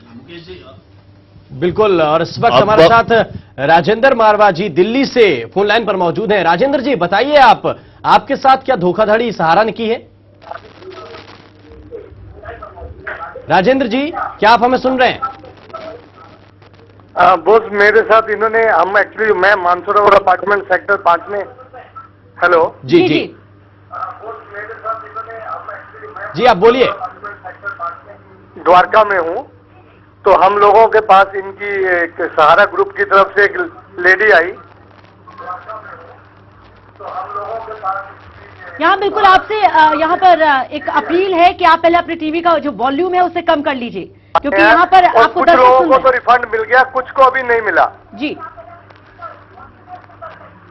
बिल्कुल बिल्कुल, अब वही बात राजेंद्र जी, बहुत बहुत शुक्रिया इस तमाम बातचीत के लिए। हम अपने दर्शकों को ये स्पष्ट कर देना चाहते हैं कि हम ये नहीं कहते कि सभी जो निवेशक हैं उन्हें पैसा वापस नहीं मिला। बिल्कुल, जो निवेशक ऐसे हैं जिन्हें पैसा वापस नहीं मिला, उनकी क्या कंडीशन रही, क्यों उन्हें पैसा वापस नहीं मिला, वो आवाज हम चैनल 1 न्यूज के माध्यम से बुलंद कर रहे हैं। और सवाल इसी बात का है कि आखिर जो कुछ निवेशक हैं जिन्हें पैसा वापस उनका नहीं मिला, फर्जी कागजात बताए जाते हैं उनके, जब वो सहारा के दफ्तर में अपना पैसा वापस मांगने के लिए जाते हैं, उनकी ये आवाज है जो उठाई जा रही है। बिल्कुल, और साथ ही साथ अपने दर्शकों को हम ये भी बताते चले कि जो पैनल हमारे साथ जुड़ा हुआ है, जो निवेशक बाहर से आके यानी कि दूर दूर से आकर हमारे साथ बैठे हुए हैं, चाहे बात हम विकास जी की करें या फिर मुकेश जी की, आपको यहां पर बताते चले कि इनको भी पहले पैसा मिलता था, बाकायदा जो निवेश किया था वो पैसा इन्हें मिला था, लेकिन बाद में 1999 के बाद इनके साथ ये फर्जीवाड़ा होना शुरू हुआ। यानी कि कुल मिलाकर कहा जा सकता है कि जो धोखाधड़ी हुई है, आखिरकार ये धोखाधड़ी कर कौन रहा है? कुल मिलाकर अभी तक की बातचीत से इतना जो डिस्कशन हुआ है और जो चीजें निकलकर सामने आई है, उससे समझा जा सकता है कि सिर्फ और सिर्फ एजेंट इसमें दोषी नहीं, बल्कि निचले अधिकारी से लेकर ऊपर अधिकारी तक जो बड़ा अधिकारी है वो भी कहीं ना कहीं मिला हुआ है। और यही वजह है कि अभी तक लोगों को उनका पैसा नहीं मिला, और जो लोग पैसा मांगने जाते हैं उनसे ये कहकर उन्हें हटा दिया जाता है, भेज दिया जाता है कि जो स्टेशनरी, जो डॉक्यूमेंट्स आप लेके आए हैं वो फर्जी हैं, आपका पैसा हमारी कंपनी में, हमारे ग्रुप में जमा किया नहीं गया है, कोई योजना से, कोई किसी भी योजना के तहत आप हमसे जुड़े नहीं हैं। यानी कि कुल मिलाकर सालों साल उनसे पैसा लिया जाता है और बाद में सिर्फ एक लाइन ये सेंटेंस कहकर उन्हें भेज दिया जाता है। बिल्कुल, और साथ ही साथ सहारा ग्रुप के उच्च अधिकारियों से भी ये अपील करना चाहेंगे कि अगर आपको इस मामले का संज्ञान नहीं है, अगर आप इस मामले के बारे में नहीं जानते हैं, तो आप अपना पक्ष रख सकते हैं, हम आपका पक्ष भी प्रसारित करने के लिए तैयार हैं। लेकिन सबसे बड़ा सवाल यही है कि जिन लोगों ने निवेश किया है, आखिर उनका पैसा क्यों डूब गया? बिल्कुल, हम अपने दर्शकों को लगातार बता रहे हैं कि किस तरीके से एक बड़ा फर्जीवाड़ा सामने आया है, लेकिन इस फर्जीवाड़े को अंजाम देने वाले आखिर कौन कौन लोग हैं और क्यों लोगों की गाढ़ी कमाई के साथ ऐसा हुआ, क्यों उनकी गाढ़ी कमाई को, उनकी मेहनत की कमाई को डकारने की कोशिश की जा रही है। सबसे बड़ा सवाल, एक बड़े ग्रुप के साथ लोग जुड़े, एक बड़ी कंपनी सहारा ग्रुप पर उन्होंने विश्वास किया, लेकिन बाद में जो उन्हें सिला मिला, उस सिले ने उनको पूरी तरह से तोड़ कर रख दिया है। और बिल्कुल, हम आपको बता दें कि ऐसे एक नहीं, दो नहीं, बल्कि कई मामले हमारे सामने आए, और प्रारंभिक छानबीन में जब हमने निवेशकों से बात की तो लाखों रुपए की धोखाधड़ी सामने आई। जाहिर तौर पर निवेशकों के साथ धोखा हुआ था। आइए देखते हैं ये रिपोर्ट, और ये रिपोर्ट आपको बताएगी कि ये धोखा कैसे हुआ।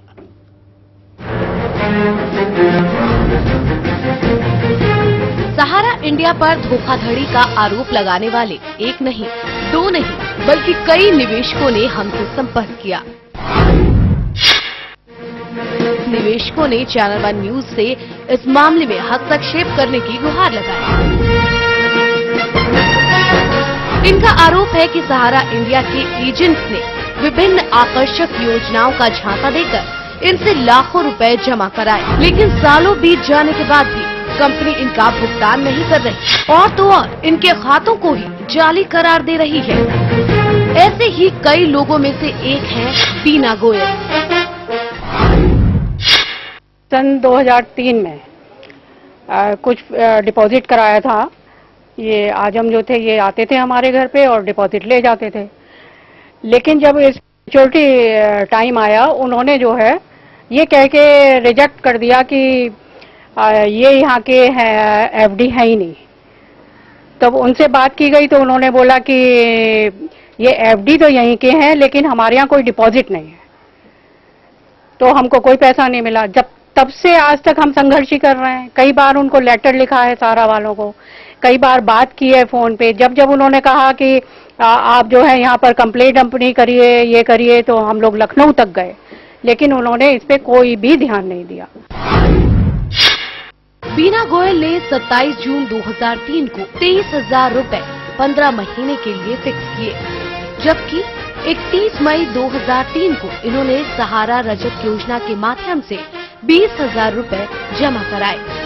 2005 में खातों की अवधि पूरा होने पर इन्होंने शाखा कार्यालय से संपर्क किया, लेकिन इन्हें इसका भुगतान नहीं किया गया। तब से लेकर अब तक इन्हें कई बार इलाहाबाद से लेकर सहारा इंडिया के कॉर्पोरेट कार्यालय तक इसकी शिकायत की, लेकिन सालों बीत जाने के बाद भी न तो इन्हें अपनी रकम वापस ही मिली और न ही कंपनी ने इस संबंध में कोई पुख्ता कार्रवाई की। ऐसे में कंपनी के रवैये से निराश बीना ने एक कंज्यूमर कोर्ट की शरण ली, जिस पर अभी भी सुनवाई जारी है। हम लोगों ने ये कंज्यूमर फोरम में अपना ये केस रजिस्टर्ड कराया है और उसकी डेट अभी लगी हुई है सितंबर में। हम कंज्यूमर फोरम से भी बहुत आशा रखते हैं और साथ ही चैनल से भी बहुत सहायता की उम्मीद करते हैं कि हमको इंसाफ दें। हम तो कभी सोच भी नहीं सकते कि वो ऐसा करेगी। आदमी को भरोसे पे ही आदमी जिंदा है और वही भरोसा टूट जाए तो क्या होगा। बड़ी मेहनत की कमाई से हम लोग इस तरह से पैसा बचाते हैं कि आगे के लिए हम कुछ करें उस पैसे का, लेकिन जब समय आता है तो कुछ नहीं मिलता है, तो क्या करें। ये अकेली बीना का मामला नहीं है, बल्कि सिर्फ इलाहाबाद में ही बीना जैसे कई लोग मौजूद हैं जो अपनी मेहनत की कमाई को गंवाने के बाद आज बेहद ठगा हुआ सा महसूस कर रहे हैं। कंपनी की तरफ से जारी सभी जरूरी कागजातों के बावजूद भी ये अपनी ही जमा पूंजी वापस पाने के लिए दर दर भटक रहे हैं। ऐसे में सवाल ये उठता है कि आखिर इसके लिए जिम्मेदार कौन है। Bureau report, channel one news. तो वाकई में इसके लिए जिम्मेदार आखिर कौन है, सवाल का जवाब जनता भी जानना चाहती है और हम भी जानना चाहते हैं। लेकिन इस सवाल का जवाब देगा कौन? जवाब देगा सहारा ग्रुप, लेकिन अभी तक उनकी तरफ से कोई प्रतिक्रिया नहीं आई है, कोई जवाब नहीं आया है। यहां पर लोगों का पैसा डूबा हुआ है और अब सहारा ग्रुप उनके पैसों को वापस करने में आनाकानी कर रहा है, जिसकी वजह से अब इन तमाम लोगों ने, इन तमाम शिकायतकर्ताओं ने जो पूरे देश में फैले हुए हैं, एक आध नहीं बल्कि एक लंबी फेहरिस्त इन लोगों की, इन पीड़ितों की जिनका पैसा डूबा है, अब इन्हें आस है चैनल वन न्यूज से। और चैनल वन न्यूज इन्हीं की शिकायतों के आधार पर, लिखित शिकायतों के आधार पर इस मुद्दे को उठा रहा है, पुरजोर तरीके से उठा रहा है और हम भी चाहते हैं कि इनका पैसा इन्हें वापस ब्याज सहित मिल जाए। फिर रुक करते हैं राकेश का। राकेश, लगातार हम चर्चा कर रहे हैं कि आखिर लोगों के साथ धोखाधड़ी किस स्तर तक की जा रही है। आपके साथ भी 3 निवेशक बैठे हैं, विकास जी ने अपनी बात रखी, मुकेश जी ने भी अपनी बात रखी है। जो तीसरा निवेशक हमारे साथ बैठे हुए हैं, हम चाहेंगे कि आप उनसे भी बात करें और उनके साथ किस तरह का धोखाधड़ी हुई और उन्हें कब पता चला कि उनके साथ इतना बड़ा धोखा हुआ है, कब पता चला उन्हें? जी ने हमारे साथ जोहा बिन इस्लाम बैठे हैं, उन्हीं से जानते हैं कि वो बताएंगे किस तरीके से उनके साथ ये पूरा जो है फर्जीवाड़ा हुआ है। मैं जोहा बिन इस्लाम, मैं सहारा इंडिया से 2000 लगभग 20 वर्षों से जुड़ा रहा। सहारा से काफ़ी हमारा अच्छा रिलेशन रहा और काफ़ी उनके जो है उनके एजेंट बराबर बदलते रहे, जो भी बदलते रहे, लेकिन हमने सहारा के नाम पर विश्वास करते हुए सहारा को हमेशा इन्वेस्ट किया, उससे काफ़ी लोगों को इन्वेस्ट कराया, हमारा पूरा परिवार उसके साथ जुड़ा रहा। लेकिन 2000 के बाद से जो है हमारे जितने भी पेमेंट जमा हुए, जब उसको मैच्योरिटी के टाइम आया या फिर उसमें जो चीज़ें मैच्योरिटी से पहले जो ज़रूरत पड़ी हमको, जब हमने उनसे संपर्क किया, पता चला कि ये तो आपका पैसा ही नहीं जमा है, तो इसमें जो है आपका जो पेपर्स हैं हमारे पास, ये आपके फर्जी पेपर्स हैं। तब हमने अपने सारे पेपर्स निकाल के सब उनको दिखाए, उनको जब दिखाया तब उन्होंने बताया कि इसमें तो आपके सारे पेपर फर्जी हैं, ये 3 पेपर सही हैं, लेकिन इस पर भी लोन लिया हुआ है, जबकि हमने कोई लोन, एक भी पैसे नहीं लिए, ना लोन की हमने कोई एप्लीकेशन दी। और इन्होंने हमारे 3 खातों पर बता दिया कि लोन लिया हुआ है, बाकी और सारे पेपर उन्होंने रख लिए और हमको लिख कर दे दिया कि ये आपके ओरिजिनल पेपर्स हमारे पास मौजूद है, उनकी लिखत हमारे पास ये मौजूद है, ये हमने यहाँ पर दिखा दिया है। इस तरह का हमारा लगभग 20 लाख रुपए, आज के दिन में उसकी कीमत 20 लाख रुपए होनी चाहिए लगभग, जो हमको मिलना चाहिए, वो हमको 20 लाख रुपए के आसपास। हमारा अकेले नहीं, हमारे साथ में हमारे परिवार, हमारे और दोस्तों यारों का भी साथ में है। और हम चाहते हैं कि चैनल वन से कि हमारी इस आवाज़ को आगे बढ़ाएं और इसको जो है इसकी जांच करवाई जाए और इस चैनल को जो लोग देख रहे हो, आगे हमारे प्रधानमंत्री जी देख रहे हो, सोनिया गांधी जी देख रही हो, या जो भी सेबी के जो बड़े लोग हैं, जो जिसके अंडर में ये पैरा बैंकिंग की इनकी कंपनी चल रही है, इसकी हम चाहते हैं इसकी जांच हो, ताकि इससे काफी लोगों को फायदा हो जाएगा, इससे काफी लोगों को जो है इससे जो है काफी लोगों को फायदा हो जाएगा। आप उम्मीद करते हैं, उम्मीद हम भी करते हैं कि सहारा इस पर जल्द से जल्द कोई कदम उठाए। और इस वक्त हरचरण सिंह जी एक कॉलर है हमारे साथ जुड़े हुए हैं। हरचरण जी, क्या आपने भी सहारा में निवेश किया? हरचरण जी सुन रहे हैं आप हमें? हाँ जी, हाँ जी। जी जी, आपसे जानना चाहेंगे क्या आपने भी सहारा में निवेश किया? हाँ जी, सोनिया टीवी पे देख रहे हैं जी। हाँ जी, आपकी आवाज नहीं आ रही जी। बिल्कुल, यहाँ हरचरण सिंह जी आपसे अपील 2007 से निवेश किया था जी। हेलो, बिल्कुल आपसे अपील है कि अपनी टीवी की वॉल्यूम को कम कर लीजिए। आप पंजाब से? हाँ जी, अपने हेलो हरचरण जी, आपसे विशेष अपील, आप हमारी बातचीत को फोन पर सुनिए, टीवी का वॉल्यूम बेहद कम कर लीजिए क्योंकि दिक्कत हो रही है आपकी आवाज को सुनने में। और अब आपसे हम जानना चाहेंगे कौन सी पॉलिसी के अंतर्गत आपने निवेश किया और क्या आपको आपका पैसा वापस मिला है? 2007 से जुलाई से जी। 2012 में बोलते थे आपको डबल करके पैसे मिल जाएंगे। जब वो गए और राहुल नाम का लखनऊ का था कोई एजेंट, बोलते हैं आपका पैसा बैंक में जमा ही नहीं हुआ जी। हाँ जी, बिल्कुल। तो अभी तक आपने कहीं पर शिकायत की? ये जो धोखाधड़ी आपके साथ हुई है, इसे लेकर किसी अधिकारी की तरफ से आपको कोई जवाब मिला या कहीं और आपने अपील करी? मैं तो बहुत बार बैंक में गया मैडम, मेरे कोई बात मेरे पास पहले कुछ नहीं पड़ा। वो बोलते हैं आपका खाता यहाँ पे नहीं है, आपको पैसे मिल जाएंगे, कोई बात नहीं, पूरा होने के बाद मिल जाएंगे। 2012 में मिलने थे जुलाई में। बिल्कुल हरचरण जी, आपसे उम्मीद करते हैं आप अपने जो तमाम डॉक्यूमेंट्स हैं उनकी फोटो स्टेट चैनल 1 न्यूज के दफ्तर तक भिजवा दीजिए। आपका जो केस है उसे आगे हम ले जाने की कोशिश करेंगे। उस वक्त राजेश कोचरेकर लेमन न्यूज के संपादक हैं, हमारे साथ सीधे फोन लाइन पर मौजूद हैं। राजेश जी, हम आपसे जानना चाहेंगे, इस तरीके के जो मामले सामने आ रहे हैं, फर्जीवाड़ा सामने आ रहा है, कहा यह जाता है कि जो कागजात निवेशकों के पास हैं वो पूरे के पूरे फर्जी हैं, वो जो पॉलिसी है वो एनरोल ही नहीं है कंपनी के अंतर्गत। ऐसा केस कैसे हो सकता है? क्या उच्च अधिकारियों की संलिप्तता इसमें मानी जाए? देखिए, दो चीजें इसमें हैं कि जैसे ही सुप्रीम कोर्ट का जजमेंट आया है उसके बाद ये सारे जो गरीब लोग हैं इनको एक आशा का किरण दिखाई दे रहा है कि अब अगर हम बात करेंगे तो हमारे साथ न्याय होगा या हमारे ओर देखा जाएगा, हमारे साथ इंसाफ होगा। इस बात को लेकर लोग बाहर आए हैं और लोगों ने जो है ये सारी चीजों को उजागर करने की कोशिश शुरू की है।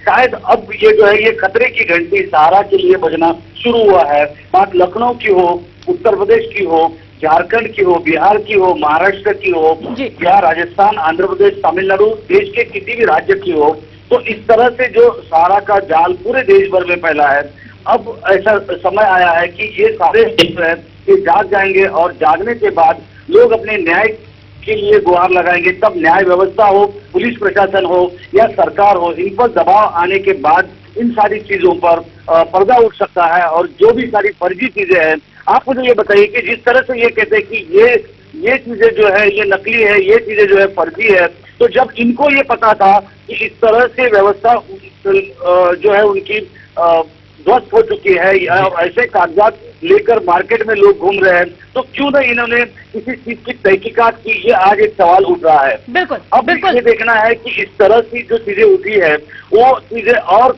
सहारा की जो अन्य कंपनियां हैं क्या उनसे भी है, इसकी भी अब छानबीन होना जरूरी है, ऐसा आम निवेशकों को लगने लगा है। बिल्कुल राजेश जी, जो 2 योजनाओं में पहले लोगों ने निवेश किया था, जो निवेशक थे, उसी पूरे मामले में सुप्रीम कोर्ट का फैसला आता है। 24,000 करोड़ रुपए उन्हें वापस लौटाने को कहे जाते हैं। लेकिन अब जिस तरीके से और लोग चैनल 1 न्यूज से जुड़ रहे हैं और जो मुद्दा हम उठा रहे हैं, जो और लोग सामने आ रहे हैं, पूरे देश में फैले हुए हैं, उससे अंदाजा लगाया जा सकता है कि बड़ी तादाद में एक बड़े स्तर पर यह धोखाधड़ी हुई है। तो फिर क्यों ना सहारा ग्रुप जो निवेश करवा रहा है, जो तमाम योजनाएं चला रहा है, क्यों ना उन योजनाओं पर बैन लगा दिया जाए, क्यों ना उन योजनाओं को उन तमाम चीजों को बंद कर दिया जाए? कम से कम लोगों के साथ ये धोखाधड़ी तो नहीं होगी। आपको नहीं लगता कि कहीं ना कहीं अब सेबी को और ज्यादा ध्यान देने की जरूरत है सहारा पर?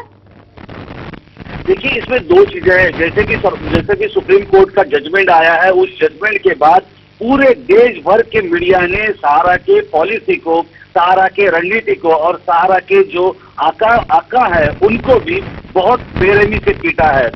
जिन अखबारों में लाखों करोड़ रुपए उनके विज्ञापन साल भर में छपवाए जाते हैं, उन अखबारों ने ही सहारा की खाल उतार कर रख दी है।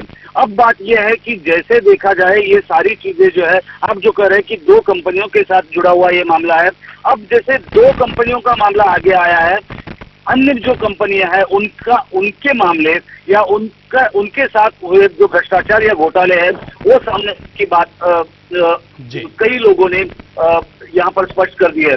अब देखा जाए कि ये जिस तरह से कंपनियों का कारोबार चल रहा है और जिस तरह से ये पूरी व्यवस्था को चलाया जा रहा है, इसको लेकर अब सरकार जो है कितनी गंभीरता से इन सारी चीजों पर देखेगी, ये देखना बहुत जरूरी है। क्योंकि मैं आपको ये बताऊं कि ये जब मामला सामने आने के बाद देश का कोई भी बड़ा राजनेता इस पर भाष्य करने के लिए आगे नहीं आया। क्या इसका अर्थ निकाला जा सकता है? दूसरी बात यह है कि जैसे ही सुप्रीम कोर्ट ने फटकार लगाई है, आज का आप अखबार देख लीजिए, टाइम्स ऑफ इंडिया से लेकर देश भर के जो सभी भाषिक अखबार है या जो भी पत्रिकाएं हैं, उनमें बड़े बड़े विज्ञापन छपे गए हैं जिस पर करोड़ों रुपए खर्च हुए हैं। क्या ये करोड़ों रुपए जो है ये आम निवेशकों के हैं या कंपनी के किसी आकाओं के हैं या किसी आला अधिकारी के हैं, इसकी भी छानबीन होना जरूरी है। क्या इसके लिए सुप्रीम कोर्ट की, क्या इसके लिए किसी एक व्यवस्था की परमिशन जो भी जिसके तहत ये सारे जो निवेश किए जाते हैं उनकी परमिशन ली गई है, सुप्रीम कोर्ट को ये स्पष्ट कर दिया गया है, इसकी भी छानबीन होना बहुत जरूरी है। बिल्कुल जाहिर सी बात है राजेश जी, छानबीन होना बेहद जरूरी है क्योंकि एक के बाद एक जो तमाम सारे मामले सामने आ रहे हैं वो वाकई में चौंकाने वाले हैं और अब यहां पर गौर करने की जरूरत है क्योंकि इन तमाम चीजों को देखने के बाद ये कहना गलत नहीं होगा कि बड़ा नाम लेकिन छोटा काम। फिलहाल से ये रुख करते हैं मृणाल जी का। मृणाल जी, तमाम लोगों ने, तमाम शिकायतकर्ताओं ने हमें जो कॉल की, उनकी परेशानी, उनकी आप बीती आपने सुनी। अब इन तमाम कॉल्स को सुनने के बाद आप क्या कहेंगे, लोगों के पास क्या चारा बचता है? अगर कानूनी कार्रवाई की बात करें तो क्या ऑप्शन उनके पास बचते हैं?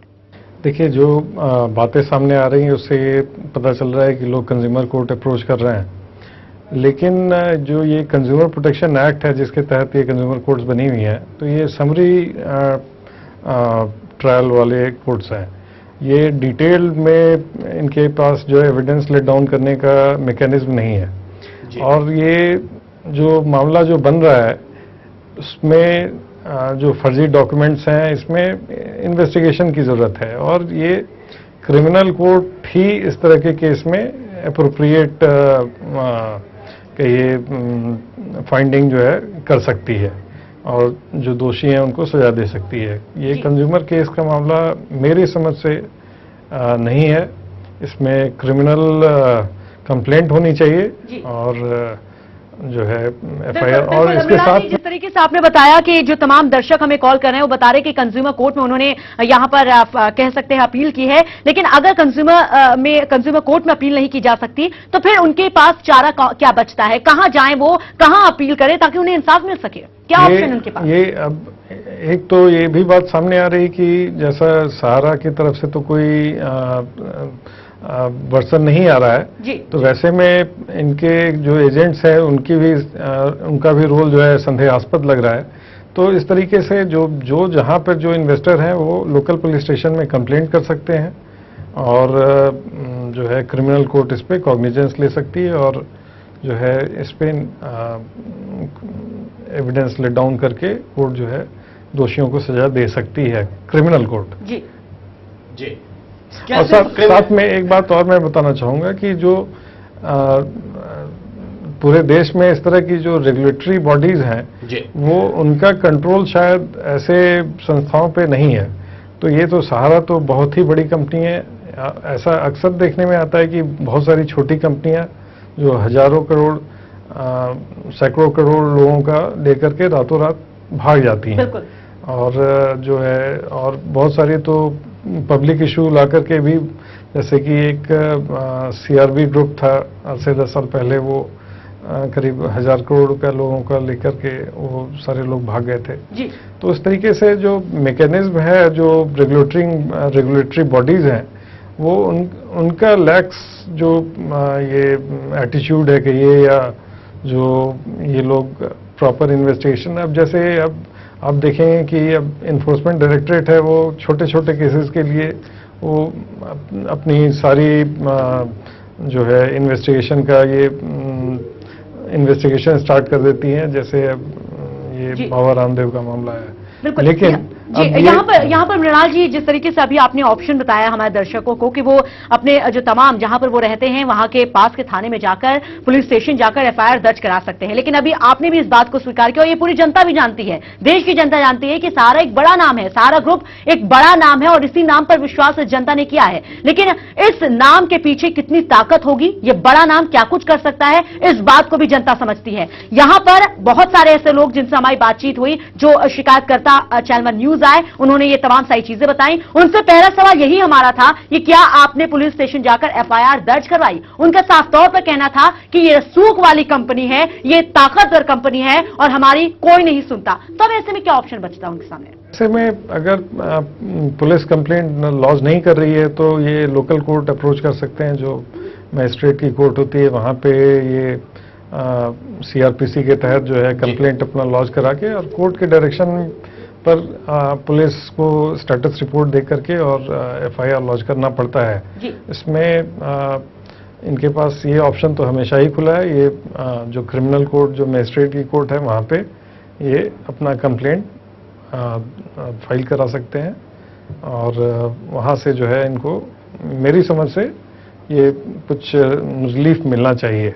जी बिल्कुल, कुछ रिलीफ मिलना चाहिए, लेकिन अक्सर ऐसे मामलों में यह देखा जाता है कि सारा का सारा जो ठीकरा है वो एजेंट या फील्ड अफसर के सर पर फोड़ दिया जाता है। कंपनी उत्तरदायित्व से बचती है, जिम्मेदारी लेने से बचती है। क्या मृणाल जी, ऐसे में सीधे कंपनी के खिलाफ केस दर्ज कोर्ट में करवाया जा सकता है? बिल्कुल, ये जो मामला जो बन रहा है इसमें जो बोर्ड ऑफ डायरेक्टर में जो डायरेक्टर्स होंगे उनके खिलाफ भी बनेगा और जितने दोषी हैं, अगर कंपनी की इन्वॉल्वमेंट इसमें साबित होती है तो, और साथ में जो अगर एजेंट है तो एजेंट के खिलाफ भी बनेगा।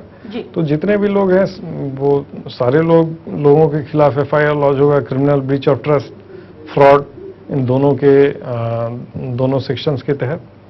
और जो है ये काफ़ी सीरियस प्रोविजंस हैं और इसके तहत जो है अगर कोई कंप्लेंट लॉन्च करता है तो कोर्ट भी बाध्य है कि वो इस पे जो है सुनवाई करे और दोषियों को बिल्कुल। अगर मृणाल जी ये पूरा मामला कोर्ट में जाता है, लेकिन वहीं दूसरी तरफ जिस तरीके से जब लोगों ने तमाम अधिकारियों से संपर्क साधा, उनसे बात करने की कोशिश की, तो उनको सीधे ये कहा गया कि जो डॉक्यूमेंट, जो स्टेशनरी आप लेकर आए हैं वो फ्रॉड है, जाली है और ये असली नहीं है।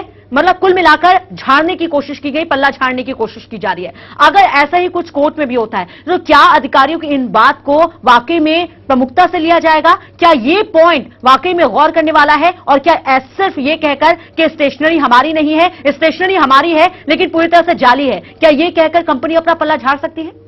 ये तभी मैंने कहा ये क्रिमिनल कोर्ट ये डिसाइड करेगी, क्योंकि ये इस तरीके से आप किसी जो गाढ़ी कमाई है किसी की, और नॉर्मली सहारा या इस तरह की जो नॉन बैंकिंग फिनेंस कंपनीज हैं उसमें देखा जाता है कि जो लोअर मिडिल क्लास और जो डेली वेज अर्नर्स हैं उनका पैसा ज़्यादा होता है जी। और जो डेली वेज अर्नर्स होते हैं तो वो लॉ के न्यूएंस को समझने में शायद उनको वो लिखना पढ़ना नहीं आता, तो वो कानून की जानकारी कहाँ से होगी उनको।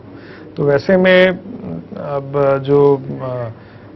जो अगर एडवोकेट हैं, अगर ये एडवोकेट से संपर्क करते हैं तो एडवोकेट के माध्यम से ये लोग जो क्रिमिनल प्रोसीडिंग है वो स्टार्ट कर सकते हैं।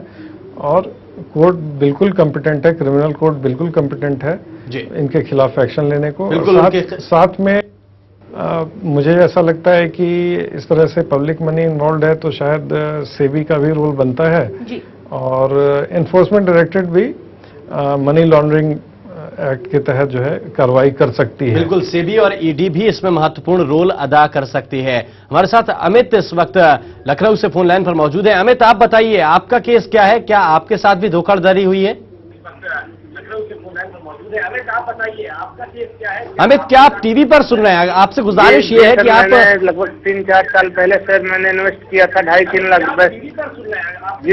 जी, आप हमारी बात अपने फोन पर सुनिए, टीवी का वॉल्यूम थोड़ा सा कम कीजिए और अपनी समस्या हमें बताइए। जी सर, 3-4 साल पहले मैंने लगभग 2.5-3 लाख सर इन्वेस्ट किया था। एजेंट से कह रहे हैं रिटर्न करने के लिए। हेलो जी जी तो एजेंट सर कुछ सुन नहीं रहे हैं, कह रहे हैं कि सर ऊपर से जो आदेश आएगा ना वही करेंगे। एजेंट जो है वो वापस करने के लिए तैयार नहीं है सर। बिल्कुल तैयार नहीं है एजेंट। जो पैसा आपने जमा किया, कुल कितनी राशि आपने जमा की है और कौन सी योजना में पैसा लगाया आपने? जी लगभग 2.5-3 लाख सर।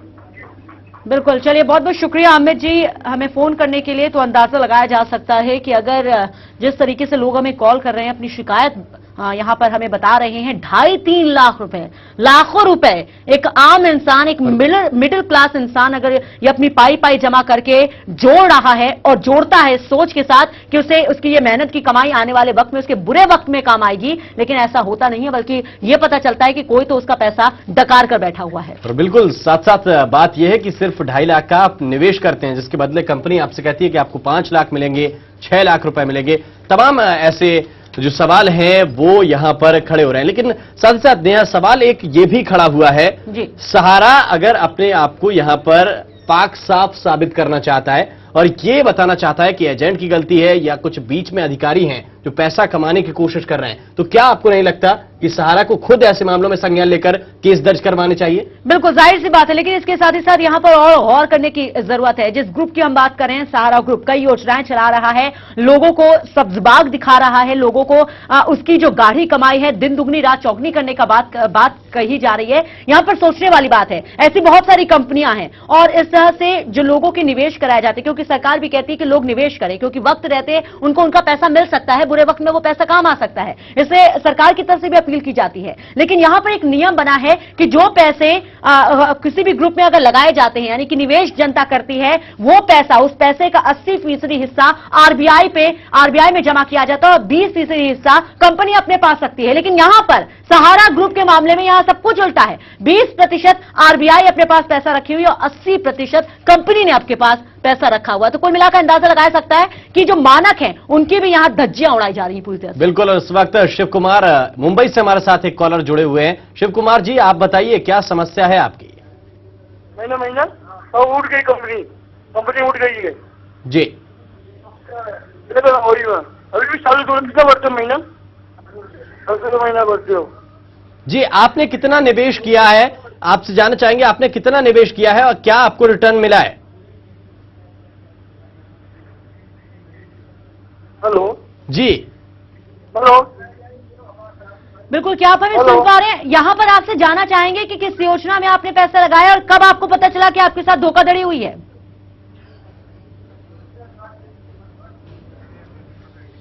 तो लगता है आवाज उन तक नहीं पहुंच पा रही है। बहुत बहुत शुक्रिया शिव कुमार आपका इस प्रतिक्रिया के लिए। और बेशक सहारा इंडिया परिवार देश की जानी मानी और प्रतिष्ठित कंपनी है, लेकिन जब हमारे पास उनके निवेशक बड़ी तादाद में शिकायत करने लगे तो हमारी टीम ने पूरी तहकीकात की और जो तथ्य हमारे सामने आए वो वाकई चौंकाने वाले थे।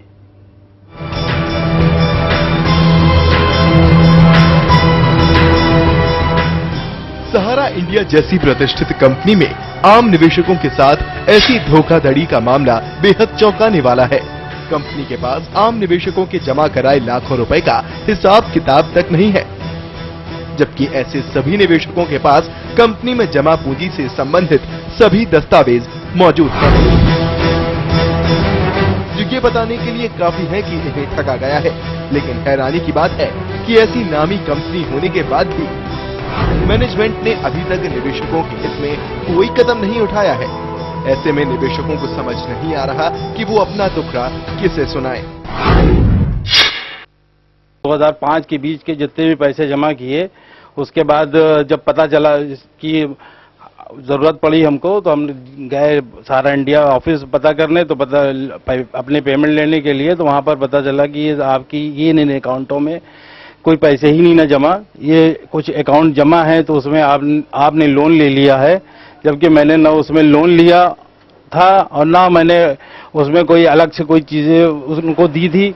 उसके बावजूद उन्होंने जो है हमको कोई पेमेंट नहीं किया। तब से मैंने काफी प्रयास किया, उनको लिखा, उनके कर्तव्य काउंसिल को लिखा, सारे पेपर्स मेरे पास मौजूद हैं, आज भी सारी ओरिजिनल पासबुक मेरे पास है उसको भी वो कहते हैं कि नहीं ये तो गलत है, इसमें तो आप ये तो हमारे यहाँ तो चोरी की गई हुई पासबुक है। 5 लाख रुपए हमने जमा की, जो आज की तारीख में उसको 20 लाख रुपए, 15 लाख और 20 लाख के आसपास उसका वैल्यू होनी चाहिए ब्याज सहित, वो हमको मिलना चाहिए। हमारा तो इतने रुपए का नुकसान हो गया। हम चाहते हैं कि आपके माध्यम से हमारे आवाज को और ऊपर उठाई जाए। जब हमारी आवाज को नहीं सुना जा रहा है, इसलिए हमने आपसे संपर्क किया है।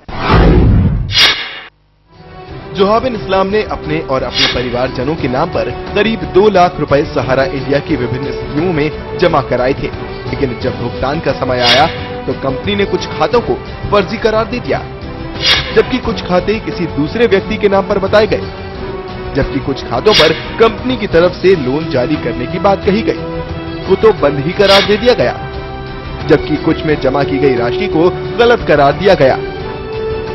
यहाँ हैरानी की बात यह है कि जोहाबिन इस्लाम के पास अपने निवेश का पूरा दस्तावेज मौजूद है और उस पर सक्षम अधिकारी के दस्तखत भी हैं। सन 2000 में पैसा फिक्स कराया था, जिसकी मैच्योरिटी 2005 में होनी थी। जब मैं पैसे के लिए गया कागज लेके सहारा का, तो बोले वो कागज नकली, वो है फ्रॉड है। वो उसके बदले हम लोग को कागज देते थे वो, और सही था, वो जो कागज लाके देते थे वो सही था। तो ऐसा कभी हम लोग ने सोचा ही नहीं था, क्योंकि सहारा इतनी बड़ी कंपनी है कि हम लोग ने कभी सोचा ही नहीं था कि इतना फ्रॉड हो जाएगा हम लोग के साथ। तो हम आपके चैनल के माध्यम से चाहते हैं कि हमारा पैसा मिले और हम लोग को इंसाफ मिले जल्द से जल्द।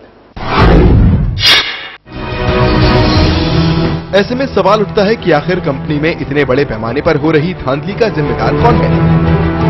सवाल ये भी है कि इतनी शिकायत मिलने के बाद भी कंपनी जिम्मेदार लोगों पर कोई कार्रवाई क्यों नहीं कर रही। सवाल कि आखिर सारे दस्तावेजों के सही होने के बावजूद निवेशकों का पैसा वापस क्यों नहीं कर रही। जाहिर तौर पर सहारा इंडिया को इन सारे सवालों के जवाब जल्द देने होंगे। Bureau report, channel one news. तो सवाल सिर्फ सहारा को लेकर खड़ा नहीं है, ऐसी तमाम कंपनियां हैं जो इस तरीके की धोखाधड़ी करती हैं। और क्या सूचना है बीजेपी नेता किरीट सोमैया का इस पूरे मसले को लेकर, जरा सुनिए आप। ऐसा है, इन्वेस्टर ग्रीवेंसेस फोरम के अध्यक्ष के रूप में जब प्लांटेशन कंपनी और नॉन बैंकिंग फाइनेंस कंपनी का घोटाला उजागर किया था, हमने मुंबई उच्च न्यायालय में हमने पिटीशन दाखिल की थी, जिसपे ये निर्णय आया था कि ऐसी जो भी कंपनियां हैं उनको रिजर्व बैंक या सेबी रेगुलेट करेगी। जो सहारा के विषय में सेबी उसको रेगुलेट करते समय सेबी ने ये निर्णय दिया कि आप जिसको पोन्जी कंपनी कहते हैं, इसकी टोपी उसके सर पर, इस प्रकार के आपकी कंपनी के बारे में शिकायत आ रही है। सेबी ने ऑर्डर दिया, अब सुप्रीम कोर्ट ने उसके ऊपर मुहर लगा दी है, तो सहारा ने यह सब पैसा वापस देना पड़ेगा। मैं वास्तव में आज इस निमित्त से केंद्र और राज्य सरकार को आह्वान करना चाहता हूं, विनती करना चाहता हूं कि अभी इसी प्रकार का मल्टी लेवल मार्केटिंग के रूप में बहुत बड़ा घोटाला शुरू हो गया है। स्पीक एशिया का घोटाला तो उजागर हमने किया, तो मैं निवेशकों से भी विनती करूंगा, सावधान रहिए और सरकार को कहूंगा कि इस संबंध में जल्दी से जल्दी निर्णय करें। बिल्कुल जाहिर सी बात है, जब इस तरह के फर्जीवाड़े सामने आ रहे हैं तो सरकार की भी जरूरत बनती है कि वो पहल करे और दखल भी दे। फिलहाल लगातार हम मृणाल जी से कानूनी पहलुओं को समझ रहे हैं कि जो तमाम लगातार दर्शक हमें कॉल कर रहे हैं, शिकायतकर्ता जो हमें है कॉल कर रहे हैं, वो अपनी बात रख रहे हैं, तो उनके पास क्या क्या ऑप्शन बचते हैं। अगर वो चाहें तो अपील कर सकते हैं, परेशानी रख सकते हैं, कोर्ट का दरवाजा खटखटा सकते हैं। यहां पर मृणाल जी एक सीधा सा सवाल, क्या एक कोई ऐसी जगह है, कोई ऐसा सेल है जहां पर सीधे अपील की जा सकती हो, जहां पर सीधे लोग अपनी शिकायत लेकर जा सकते हैं? सिर्फ एक संस्थान ऐसी नहीं है, कई संस्थान हैं। जैसे कि ये इकोनॉमिक ऑफेंसेस विंग में भी कंप्लेंट कर सकते हैं, आरबीआई को भी ये कंप्लेंट कर सकते हैं, एनफोर्समेंट डायरेक्टरेट को भी ये कंप्लेंट कर सकते हैं prevention of money laundering act के तहत। और इसके अलावा एनफोर्समेंट डायरेक्टरेट की और भी बहुत वाइड पावर्स हैं जो सेबी एक्ट के तहत भी ये लोग एक्शन ले सकते हैं। इसके अलावा पार्लियामेंट की जो पिटिशनर्स कमेटी है वहाँ पे भी ये अपना कंप्लेंट डाल सकते हैं। और जो है अब जैसा अभी हम लोगों ने देखा है कि सीएजी ने जो कोयला घोटाला में जो ये लिया है, तो सीएजी के नोटिस में भी ये लाना चाहिए, क्योंकि ऑडिटिंग तो सारी कंपनीज जो रजिस्टर्ड हैं उनका होता है। और ये ऑडिटर्स के नोटिस में ये सारा कुछ आया है या नहीं आया? अगर नहीं आया तो क्यों नहीं आया? बिल्कुल, ये बड़ा सवाल है कि ऑडिटर्स की निगाह में ये बात है या फिर नहीं है। हमारे साथ लेमन न्यूज के संपादक राजेश कुचरेकर जी लगातार फोन लाइन पर मौजूद हैं। राजेश जी, सवाल इस बात का है कि सहारा एक बड़ी कंपनी है, प्रतिष्ठित कंपनी है, और कहा यही जाता है, जिस तरीके से आपने इश्तिहार की बात कही थी कि तमाम विज्ञापन आज प्रकाशित किए गए हैं और अपने जो ग्राहक हैं उन्हें भरोसा दिलाया गया है। सवाल इसी बात का है कि अगर सहारा ये दावा करती है तो क्या सिर्फ निवेशक कोर्ट में जाएं? क्या सहारा को नहीं चाहिए कि वो खुद ऐसे मामलों का संज्ञान ले और खुद केस दर्ज कराए? राजेश जी, आवाज मिल रही है हमारी? लगता है संपर्क राजेश कुचरेकर जी से हमारा नहीं हो पा रहा है। हमारे साथ राकेश सक्सेना जी हमारे साथ लगातार मौजूद है। राकेश, आपसे समझना चाहेंगे, आपके पास कई निवेशकों की फेहरिस्त है जो इस तरीके के घोटाले में, इस तरीके के घपले में पीड़ित हैं। सवाल इसी बात का है, आपके पास इस वक्त तीन निवेशक मौजूद हैं जो अपनी गाढ़ी कमाई लगभग खो चुके हैं। बहुत छोटी सी उम्मीद उनके पास बाकी है। क्या चाहते हैं वो अब? जी बिल्कुल, देखिए इन निवेशकों से, इनकी बातचीत से और समीक्षा करने निकाली जाए जो अभी तक बातचीत हुई है कॉलर्स की, एक बात तो साफ हो गई, जिस तरीके से कंपनी के लोगों द्वारा या तो चीजों को कहा जा रहा है निवेशकों की जब वो मैच्योरिटी के लिए जा रहे हैं कि उनका फर्जी है दस्तावेज, या कहा जा रहा है कि आपका दस्तावेज तो सही है मगर पैसा नहीं जमा हुआ है, या फिर कहा जा रहा है कि नहीं साहब दस्तावेज भी सही है, पैसा भी सही है, लेकिन इसमें से पैसा निकाला जा चुका है। मतलब इस तरीके के इतने सारे कथन कहीं ना कहीं बहुत गंभीर चीजों की तरफ इशारा कर रहे हैं कि किस तरीके की चीजें वहां पर चल रही हैं। मतलब कंपनी को क्या मालूम है कि चोरी की स्टेशनरी या जो है फर्जी स्टेशनरी वगैरह लोग बना करके जा रहे हैं, या उनकी जो है ओरिजिनल स्टेशनरी कितनी मात्रा में चोरी हो चुकी है। मतलब उनको किसी चीज का ज्ञान नहीं है। जो एजेंट्स हैं वो दूसरे के फिक्स डिपॉजिट की मूल प्रति लेके और पासबुक लेकर के लोन निकाल लेते हैं। तो क्या ये सब पॉसिबल है सिर्फ एक एजेंट द्वारा? एक बहुत बड़ी गंभीर बात है जिसका खुल करके एक बड़े स्तर पर जांच होनी चाहिए। देश की बड़ी सर्वोच्च संस्था के द्वारा जांच होनी चाहिए, सरकार द्वारा इसकी जांच होनी चाहिए। कहीं ना कहीं उस तरीके से इशारा कर रहा, उस तरफ बराबर इंगित कर रहा है कि इनके इस मसले पर उस तरीके की जांच होनी चाहिए। और जहां तक हमारे साथ जो निवेशक बैठे हैं इनकी बात करते हैं, ये क्या चाहते हैं अब और किस तरीके की मदद चाहते हैं कि इनका जो है पैसा मिले और इनको न्याय मिले। जैसा मनराज जी आपने बताया कि काफी संस्थाएं जहां पे हमें कांटेक्ट करना चाहिए, लेकिन मैं आपको बताऊं कि मैंने सेबी में खुद कांटेक्ट किया, जिन्होंने मुझे वापस रिस्पॉन्स भी किया, आप अपने सारे डॉक्यूमेंट्स हमें भेजे।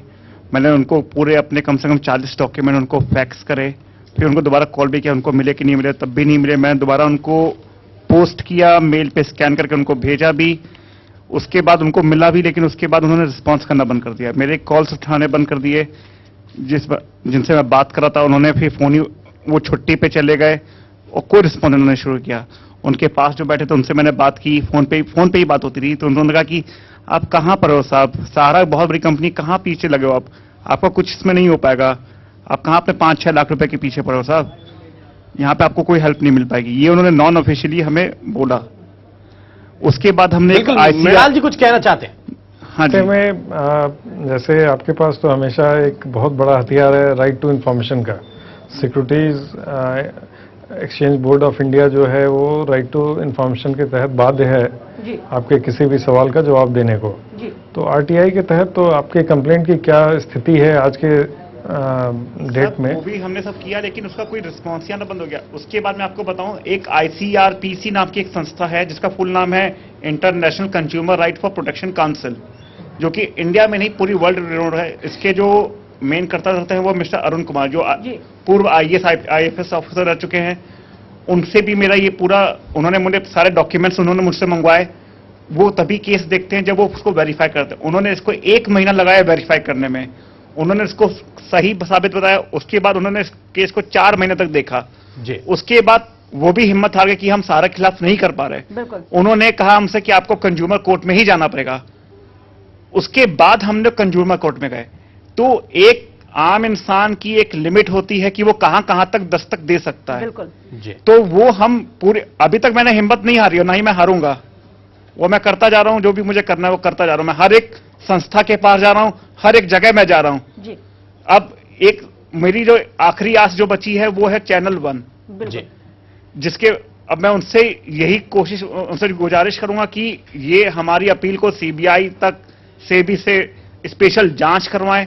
और मैं पूरे दावे से कहता हूं, आपको साबित सामने आएगा कि मेरा ही नहीं, मेरे जैसे हजारों लाखों लोगों के ऐसे केस होंगे जो कि इसमें फंसे हुए होंगे। बिल्कुल विकास जी, हम आपके जज्बे को सलाम करते हैं। जिस तरीके से आपने कहा कि भले ही आपका जो दायरा है वो बहुत छोटा है, मिडिल क्लास फैमिली से आप हैं, और जिस तरीके से आपने बताया कि सीमित संसाधन भी आपके पास है, लेकिन बावजूद इसके आप हार नहीं मानेंगे, आप आगे बढ़ते रहेंगे। और जिस तरीके से आपने चैनल 1 पर भरोसा किया है, चैनल 1 न्यूज भी आप पर यही कहना चाहेगा कि इस तरह से भरोसा आप बरकरार रखें, क्योंकि हम भी चाहते हैं कि जो लोग इस कंपनी का शिकार बने हैं, जिन लोगों का शिकार बने हैं, जो अधिकारी जो अपनी जेबें भरते रहे, इन लोगों की गाढ़ी कमाई को लूटते रहे, उनके खिलाफ कार्रवाई हो, यह भी हम चाहते हैं। और आपकी गाढ़ी कमाई, आपकी मेहनत की कमाई आपको मिल जाए, हम ये भी चाहते हैं। और यही वजह है कि लगातार हम इस मुद्दे को उठा रहे हैं। हम लगातार सहारा के बड़े अधिकारियों से भी संपर्क साधने की कोशिश कर रहे हैं। और हम आप अपने दर्शकों को, तमाम दर्शकों को यह भी बताना चाहेंगे कि हमारे पास वो तमाम मेल्स मौजूद हैं, अलग अलग तारीख को ये मेल्स भेजी गई हैं। इस मेल्स के जरिए हमने संपर्क साधने की कोशिश की और उनका पक्ष भी लेने की कोशिश की। लेकिन इस कार्यक्रम को देखने के बाद भी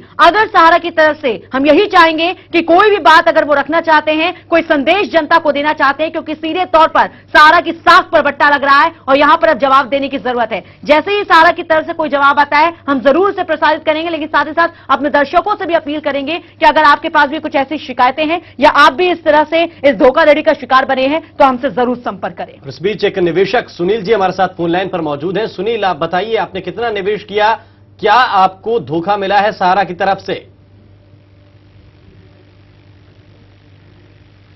तो लगता है सुनील जी से संपर्क हमारा नहीं हो पा रहा है। हम कोशिश दोबारा करेंगे उनसे संपर्क स्थापित करने की, और अपने दर्शकों से हम अपील करना चाहते हैं कि जो हमारे साथ इस प्रोग्राम में नहीं जुड़ पा रहे हैं वो अपने डॉक्यूमेंट्स, इस फर्जीवाड़े के जो डॉक्यूमेंट्स आपके पास हैं वो हमें मेल कर सकते हैं, उनकी फोटो स्टेट हम तक पहुंचा सकते हैं और आपके केस को हम आगे ले जाने की कोशिश करेंगे।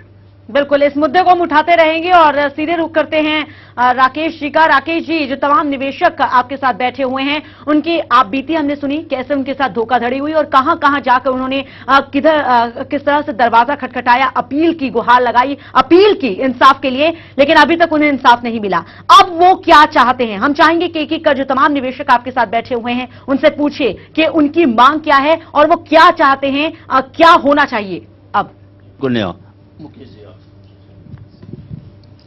देखिए, हमारा तो यही मानना है कि हमने इलाहाबाद में उच्च न्यायालय के वरिष्ठ अधिवक्ताओं से भी इसके बारे में संपर्क किया जी। तो उन्होंने ये कहा कि साहब, अगर आप कोई क्रिमिनल केस करते हैं तो क्रिमिनल केस में ऑफेंस कुछ भी उसका रिजल्ट आए, मगर उससे आपको कोई पैसा नहीं मिलेगा। पैसा मिलने के लिए तो आपको या तो सिविल में रेमेडी कीजिए या कंज्यूमर फोरम में जाइए। हमारा तो मेन इस समय पर्पस ये है कि साहब हमारा पैसा में ब्याज के हमको मिले। बिल्कुल। और उसके लिए, और क्रिमिनल केस भी अगर आज की तारीख में आप कीजिए, ये सब इतने छोटे ऑफेंस है और इतनी बड़ी पार्टी के खिलाफ है कि उसमें सिर्फ डेट ही डेट लगेंगे जी, वो कभी कोई हियरिंग पे नहीं आता। और हर कोर्ट में इतने पेंडिंग केसेस हैं कि ये नए केसेस तो बिल्कुल सुनवाई पे आते ही नहीं है। बिल्कुल जानना चाहते हैं कि आप हमारे चैनल के माध्यम से किस तरीके की जांच या क्या कार्रवाई चाहते हैं कंपनी के खिलाफ, जिससे कि ये पूरा मामला सच उजागर हो सके। राकेश जी, हम आपके चैनल 1 के माध्यम से ये चाहते हैं कि इस मामले को खूब जोरों से उठाया जाए और भारत सरकार के वित्त मंत्री से इसके बारे में संपर्क करके और ये सहारा की जो इस तरह के घपले हैं इसकी पूरी जानकारी देकर निष्पक्ष जांच कराई जाए, क्योंकि सहारा इतना बड़ा वो है कि वो छोटे मोटों को तो वैसे ही वो दबा लेता है। बिल्कुल, छोटे मोटे मसले दबाए जा सकते हैं। मृणाल जी हमारे साथ मौजूद हैं और संक्षेप में टिप्पणी चाहेंगे मृणाल जी हम आपसे इस बाबत, जैसा कि उन्होंने कहा कि क्रिमिनल केस चलाएंगे, पैसा वापस नहीं मिलेगा, और अगर केस चलता भी है तो तारीख पर तारीख। बिल्कुल नहीं, अब तो स्थिति काफी बदल रही है और जैसा मैं यहाँ दिल्ली में देखता हूँ कि अब तारीख तो बहुत मुश्किल से लोगों को मिल पाती है अगर एडजमेंट अगर किसी बेसलेस ग्राउंड पे लिया जाए तो। और साथ में मैं ये भी बताना चाहूँगा कि अगर ये सारी कंप्लेंट्स अनहर्ड हैं, अनएड्रेस्ड हैं, तो वैसे में फिर एक जो उच्च न्यायालय का दरवाजा जो आर्टिकल 226 के तहत है वो खटखटा सकते हैं, क्योंकि उसके तहत हाई कोर्ट के पास बहुत वाइड पावर्स हैं और वो ऐसे मामलों में जो जिनमें बहुत बड़े लेवल पे लोग जो अफेक्टेड हैं, तो हाई कोर्ट इसमें इंटरवीन कर सकती है और इशू को एड्रेस कर सकती है। बिल्कुल, जोहा जी भी हमारे साथ हैं, निवेशक हैं, वो उनके साथ भी धोखा हुआ है। जोहा जी, यहाँ आपसे जाना चाहेंगे, आपकी क्या मांग है, क्या चाहते हैं आप अब, क्योंकि इस मुद्दे को पुरजोर तरीके से चैनल वन न्यूज उठा रहा है। चैनल वन के माध्यम से चाहते हैं कि चैनल वन ने जैसे हमारे साथ सहयोग किया है, आगे और सहयोग हमारे साथ करे और इसकी जांच सीबीआई के द्वारा और जो भी कंपनियां जो इस बड़ी हों सेबी के द्वारा उसको करवाया जाए, ताकि इससे जो और लोग, हम लोगों के अलावा जितने लोग हैं हिंदुस्तान में, सबके पैसों का जो है सही पैसे मिल सके वापस। बिल्कुल, जाहिर सी बात है वो पैसे उन्हें वापस मिल जाएं, यही आस ये तमाम लोग लगा के बैठे हुए हैं। 3 निवेशक हमारे साथ स्टूडियो में मौजूद थे। इतना ही नहीं, कई निवेशकों ने, कई शिकायतकर्ताओं ने हमें कॉल भी किया और ऐसी एक लंबी फेहरिस्त हो सकती है, बड़ी तादाद में ऐसे लोग हो सकते हैं जिन्होंने तमाम योजनाओं में पैसा तो लगाया लेकिन वक्त आने पर उन्हें वो पैसा मिला नहीं। तो अगर आप भी उनमें से एक हैं तो फोन उठाइए, हमें कॉल कीजिए और अगर इस कार्यक्रम के बाद अगर आपका कॉल नहीं लगता है किसी कारणवश, तो आप हमें मेल भी कर सकते हैं। तमाम डॉक्यूमेंट्स एक मेल, आप हमें मेल के जरिए बता सकते हैं कि कब और किस योजना के तहत आपके साथ धोखा हुआ। इतना ही नहीं, कितने हजारों का, यानी कि हजारों का धोखा हुआ, हजारों लाखों रुपए आपसे लूटे गए, आपके साथ ये फर्जीवाड़ा हुआ या क्या कुछ हुआ आपके साथ, विस्तार से आप हमें पूरी जानकारी दे सकते हैं। डॉक्यूमेंट्स भी आप हमें भेज सकते हैं। चैनल वन न्यूज तमाम मुद्दों की तरह इस मुद्दे को भी पुरजोर तरीके से उठाएगा और हम भी चाहते हैं कि अगर सहारा ग्रुप का कोई भी अधिकारी हमारे इस कार्यक्रम को देख रहा है तो उनकी जिम्मेदारी बनती है, क्योंकि जनता इस ग्रुप पर विश्वास करती है और यहां पर जरूरत बनती है कि जवाबदेही है इस ग्रुप की, सहारा को जवाब देना होगा। सहारा की जिम्मेदारी बनती है कि अगर ये धोखाधड़ी हुई है तो उसे उन तमाम लोगों के पैसे लौटाने होंगे जिन्होंने पाई पाई करके ये पैसे जोड़े हैं। बिल्कुल, और प्रोग्राम आखिरी दौर में मृणाल जी एक आखिरी कमेंट आपसे जाएंगे। ऐसे में देखिए, सबसे पहले तो जिम्मेवारी सरकार की बनती है कि इसके जो रेगुलेटरी बॉडीज हैं वो कर क्या रही हैं। अभी तक, आज तक देखने में आया है बहुत सारी कंपनियां, सहारा तो बहुत बड़ी कंपनी है, छोटी छोटी कंपनियां हजारों करोड़ लेके भाग जाती हैं और किसी का कुछ भी नहीं होता। एक पारसरामपुरिया थी, सीआरबी और इस तरह की कई कंपनियां से। तो ऐसे में सरकार की जिम्मेवारी ज्यादा बनती है कि इनके खिलाफ जो है कड़ी से कड़ी कार्रवाई की जाए। जो डिफॉल्टर्स हैं, मैं सहारा के खिलाफ नहीं बोल रहा हूं, लेकिन जो डिफॉल्टर्स हैं जिन्होंने गलत काम किया है उनके खिलाफ सरकार को, क्योंकि इसमें जो डेली वेज अर्नर्स हैं वो लोग अपना फेथ रिपोज करते हैं और उनके साथ अगर नाइंसाफी हो तो ये बिल्कुल बिल्कुल आपने सही कहा कि सरकार को तो सख्त होने की जरूरत है, लेकिन साथ ही साथ जनता को भी अब जागरूक होने की जरूरत है। आपको भी किसी भी कंपनी पर अंधविश्वास यानी कि आंखें बंद करके विश्वास करने की जरूरत नहीं है। जिस तरीके से तमाम लोगों से हमने बात की, उन्होंने कहा कि सहारा एक बड़ा नाम है, एक बड़ा ग्रुप है, काफी दिनों से, काफी कह सकते हैं सालों से ये कंपनी चल रही है। तमाम कह सकते हैं जो तमाम जरिए हैं जिनके जरिए ये लोगों से जुड़ी हुई हैं। तो यहां पर आपको भी चाहिए कि आप जागरूक हो, पहले जांच पड़ताल कर लें, पहले पूरी तहकीकात कर लें, उसके बाद अपनी मेहनत की कमाई आप किसी भी कंपनी में निवेश करें। क्योंकि जब धोखा होता है तो बाद में आपको जरूर अफसोस इस बात का होता है कि पहले जांच क्यों नहीं की। एक बात और मैं बताना चाहूंगा कि एग्रीमेंट की कॉपी जो कभी कंज्यूमर को नहीं दी जाती है जी, और साथ में बोर्ड डायरेक्टर्स कौन है उनका कभी किसी को नहीं पता चलता है। जी। तो ये सारी चीजें जो है लोगों को थोड़ा ध्यान रखना चाहिए कि आखिर पीछे इनके कौन है।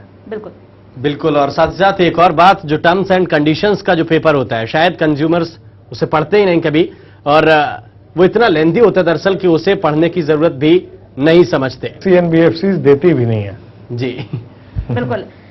बिल्कुल, लगातार अपने दर्शकों को हम ये कार्यक्रम के जरिए समझाने की कोशिश कर रहे हैं कि कैसे एक बड़ा फर्जीवाड़ा हुआ है। कई लोग अब निकलकर सामने आ रहे हैं। लगातार हमें उन्होंने कॉल भी की और हमें मेल्स भी मिले हैं। इस कार्यक्रम के बीच में ही हमें कई मेल्स मिले हैं जिन्होंने अपने पूरे डॉक्यूमेंट्स हमें भेजे हैं और मेल के जरिए हमसे संपर्क साधने की कोशिश की है। तो कुल मिलाकर कहा जा सकता है कि एक बड़ा फर्जीवाड़ा है और इस फर्जीवाड़े ने सभी को हिलाकर रख दिया है। लेकिन अब जरूरत है कि यहां पर जो सहारा ग्रुप है वो अपनी प्रतिक्रिया दे, वो अपनी सफाई दे कि क्या वो अनजान है इन तमाम चीजों से या उनकी जान यानी कि उनकी समझ में है, उन्हें मालूम है कि ऐसा कुछ हो रहा है। अगर ऐसा है तो यहां पर कंपनी की साख की बात है, जहां जवाब देना होगा, जवाबदेही बनती है कंपनी की और साथ ही साथ जिन लोगों के साथ ये धोखाधड़ी हुई है उन्हें उनके पैसे भी लौटाए जाएं, हम यही उम्मीद करते हैं। इसी के साथ इस खास पेशकश में अभी के लिए इतना ही। बिल्कुल, और हमारे साथ जो तमाम दर्शक के साथ साथ जो मेहमान हमारे साथ स्टूडियो में मौजूद थे उनका भी हम शुक्रिया अदा करना चाहेंगे। मृणाल जी बहुत बहुत शुक्रिया चैनल न्यूज में आने के लिए। राकेश आपका भी बहुत बहुत शुक्रिया और साथ ही साथ जो हमारे साथ तीन मेहमान जुड़े हुए थे, विकास जी, मुकेश जी और जोहा जी, आपका भी बहुत बहुत शुक्रिया। आप इतनी दूर से हमारे पास आए और आपने चैनल न्यूज के जरिए अपनी बात रखी। बहुत बहुत शुक्रिया आप सभी का। तो फिलहाल इसी के साथ हमारी इस खास पेशकश में बस इतना ही।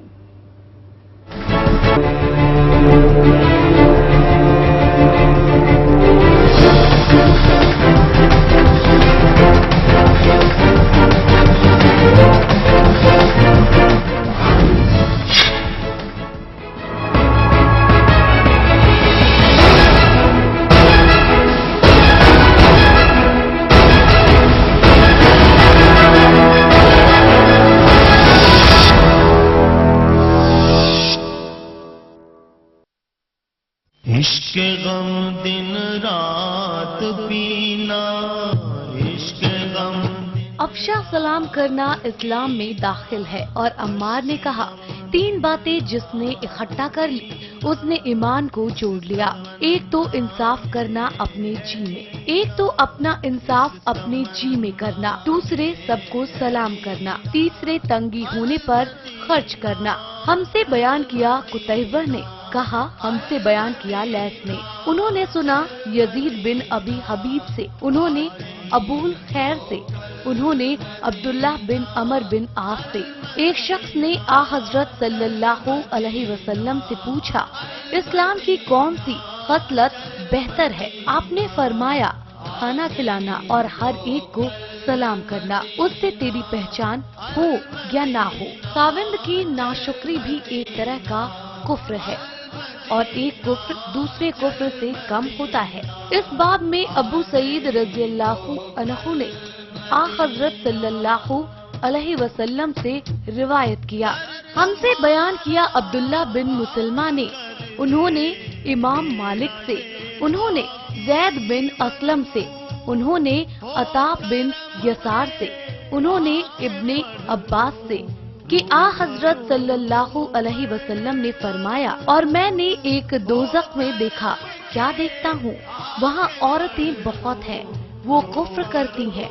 लोगों ने कहा क्या अल्लाह का कुफ्र करती हैं? आपने फरमाया खाविंद का कुफ्र नाशुक्री करती है और एहसान नहीं मानती।